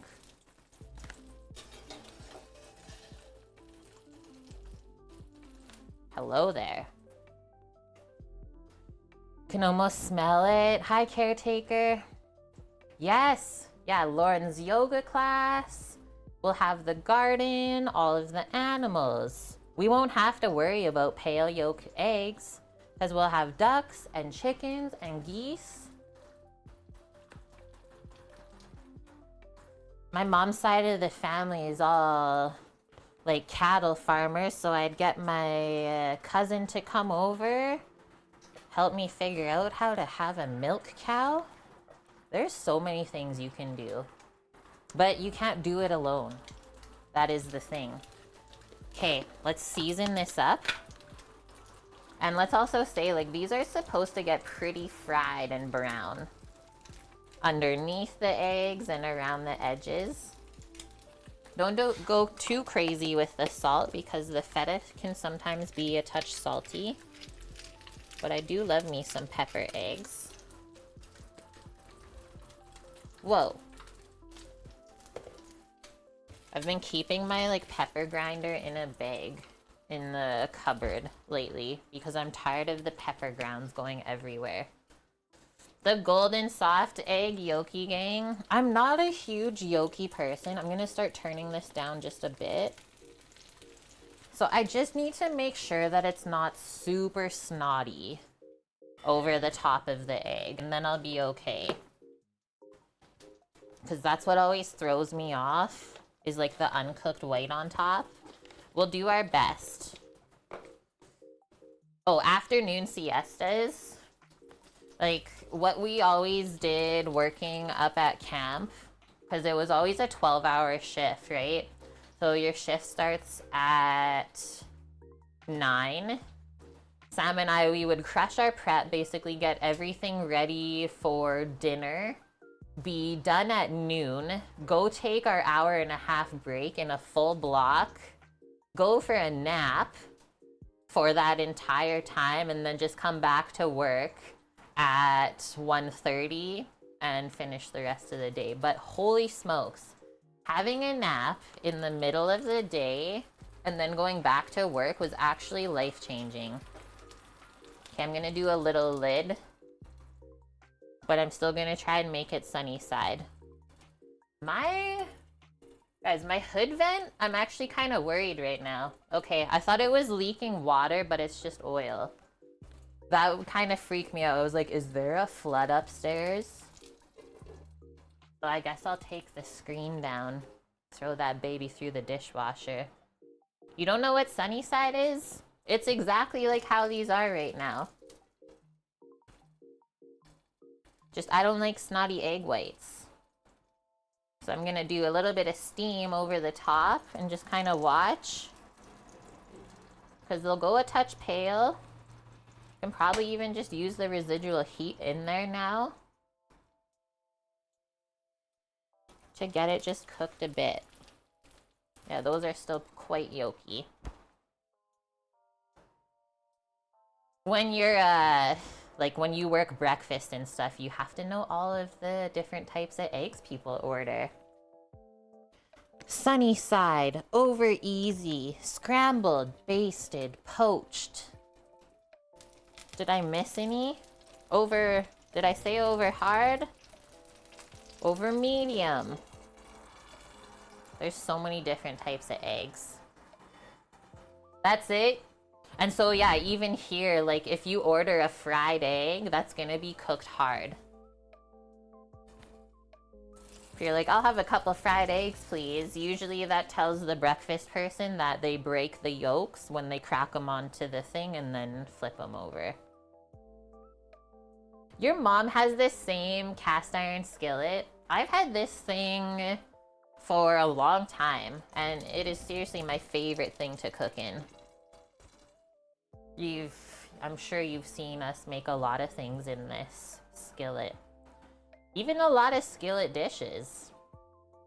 This winter, man, we really hit the casserole game hard.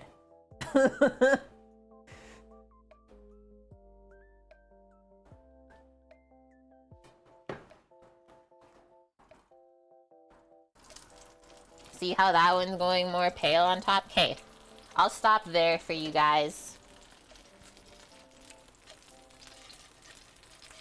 Nice. Look at that. Literal perfection. Let's bring those over. Also a reason why I love my cast iron.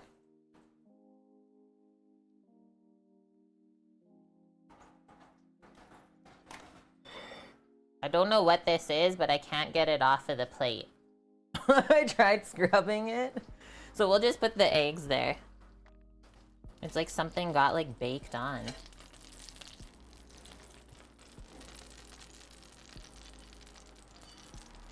And then it says, pour over the oil. Also, this will cook it a bit too, right? Who's this? It's Mr. Titan. Thank you very much, my guy. 45 months in a row. We're almost at 4 years together. How was your weekend? It's where Sam will clean the plate. Yeah, it's where he licked the plate. Okay, before we slice the bread, let's just get our feta on to kind of temp up around our eggs. Try to not cover up the yolk too much so you can see the yellow peeking through. Whoa! Did Twitch fix the thing with OBS? Did you just use a special bit thing? Because it totally worked. I can answer the chef's hardest question to answer now. It hit you the other day. What is happening?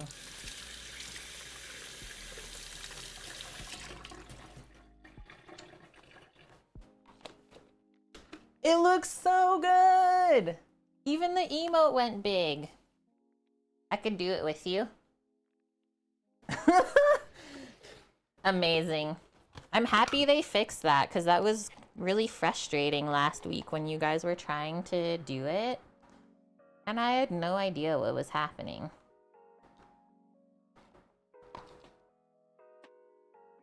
Oh, this was funny yesterday as we were leaving the Red Bull races. We passed by their broadcast truck, let's say. And my bro and I were like, I wonder what they're using to broadcast this. Like, are they just using OBS? Genuine question. My weekend was good. It was busy, but like a really nice busy, let's say. Let's cut into our bread. Just push this to the side for a sec. Some eggs and bacon. I did pick up some bacon this week. It was on sale. That sounds good, guys. Okay, first slice. And yes, obviously it's still hot in there. I'm not even gonna toast it. I don't think it's needed with the crust. Fresh bread needs to be had.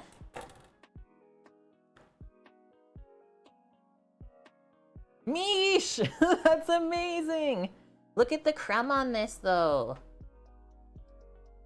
Squishes? It squishes up nice, too. I think I'm really happy with this. Okay, the only thing is we want to make sure it tastes good. I just wanted one more piece. Not that I am gonna eat it, just for the photo, really. We need some butter, too. That's what I usually do. Okay, we'll get it onto the plate because we crumbed it all up over here. Do that one actually on top.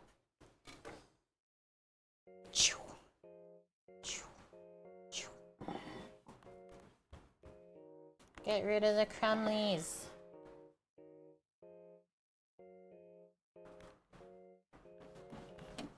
I think it all turned out, guys. Oh, shit. We almost forgot our other extra thing we made.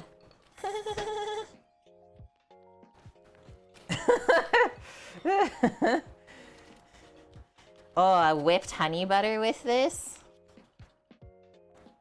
Please, bonk. That'd be good with the chili crisp, right? Like sweet and spicy.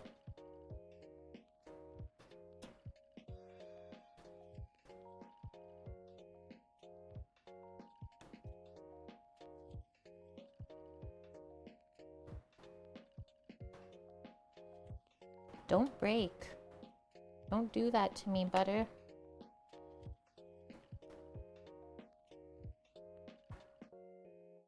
What did I learn this week? That Russians eat their butter frozen. Is this accurate? I learned that Russians basically put like frozen butter on their bread. If they ever have like room temp butter, they find it really weird. Fun fact, everyone.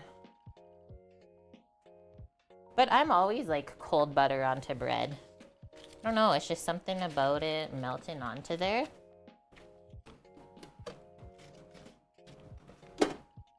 Well, yeah, because what? We can say Subway made the honey oat bread. I'm just gonna put a little of this on the side here.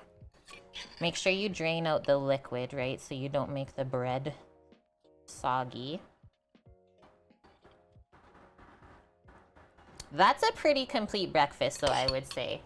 I'm trying to go quick before the eggs cool off. And I totally forgot to video it. Oopsies. Thank you, Smoke Wagon. I appreciate you. Your guys' massive emotes. I'm just happy it works in OBS now. The chili crisp didn't like turn out as red as I wanted, I will say that.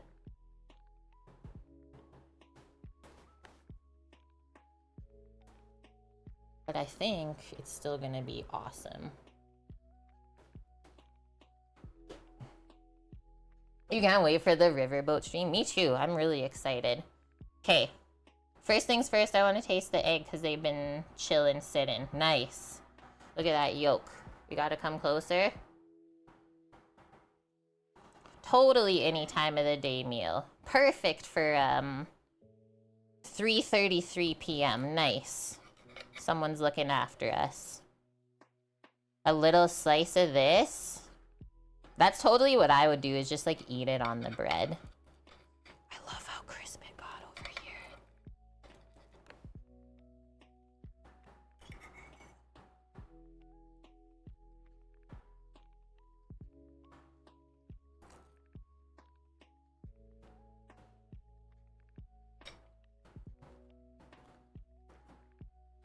The yolk is insanely good with that.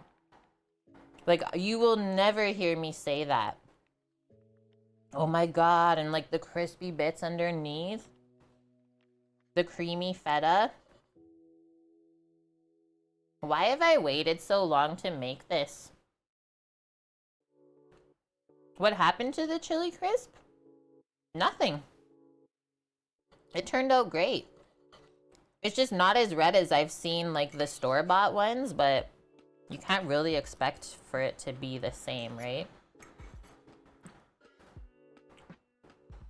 I think honestly though, we could put more. Since you guys are asking. It's not super spicy at all, it's just really flavorful. Do that. It's super, super good though. Like, this is kind of blowing my mind. I didn't think it would be that delicious. Yay! Hello, Black Fox. Welcome. Thank you, Smoke Wagon, for 100 again. And Mish for the 1. The feta adds a nice little saltiness as well. Okay, I can't wait anymore. I gotta stuff it in my face.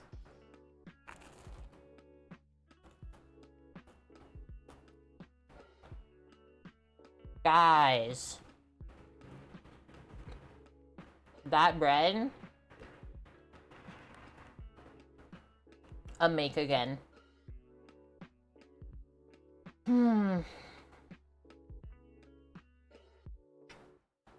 Very, very flavorful bread.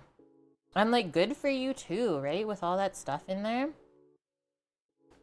Let's see, White Dove, if it made it better. Because I've made just like a simple little cucumber sort of Asian salad before, but just chopping it, right?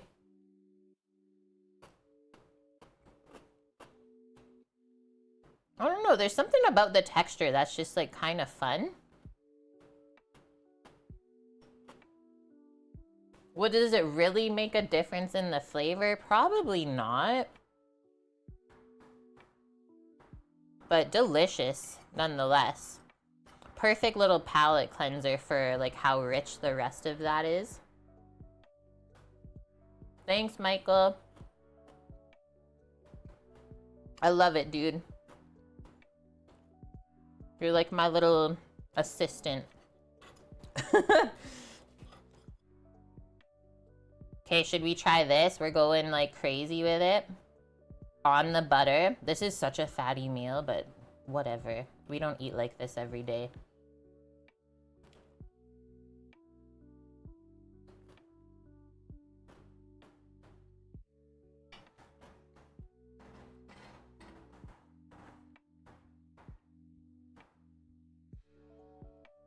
The yolk just soaks into the bread. My top lip is getting sweaty, so it is a bit spicy.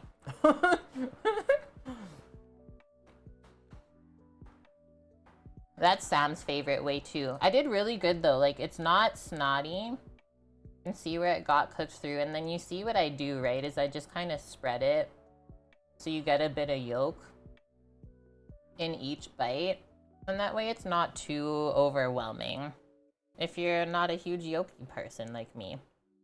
But still, if you're picky about eggs, you still need to try this.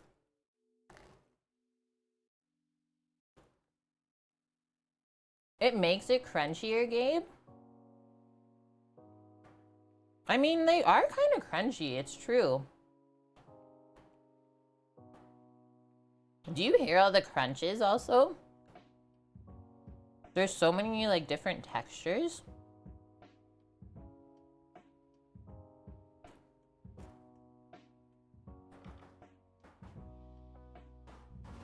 Day is complete. This, and then what if we put this beside? Like, come on.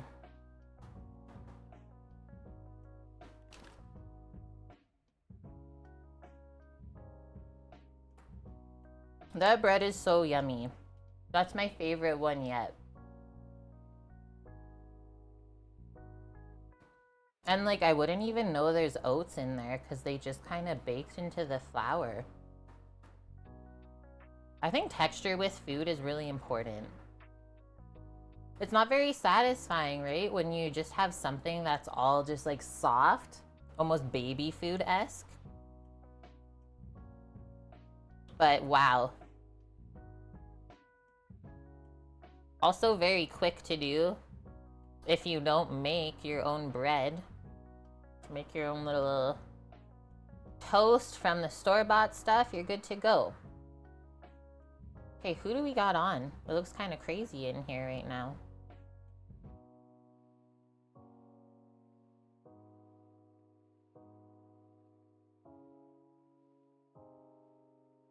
If anyone has suggestions for a raid, also let me know.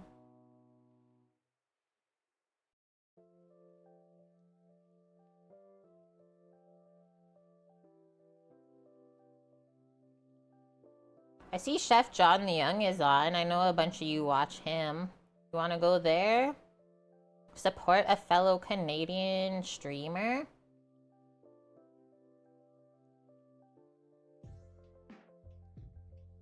I don't know, guys. But I think that's what we're gonna do. Because he pops in sometimes randomly.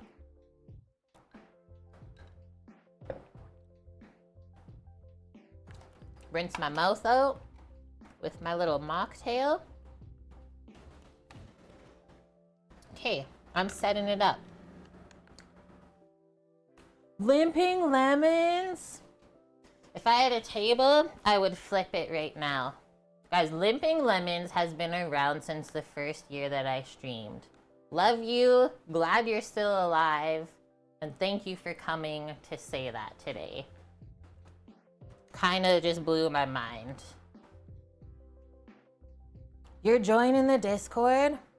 Yeah, she was literally there for the first show. Like, let's just put it that way. OG.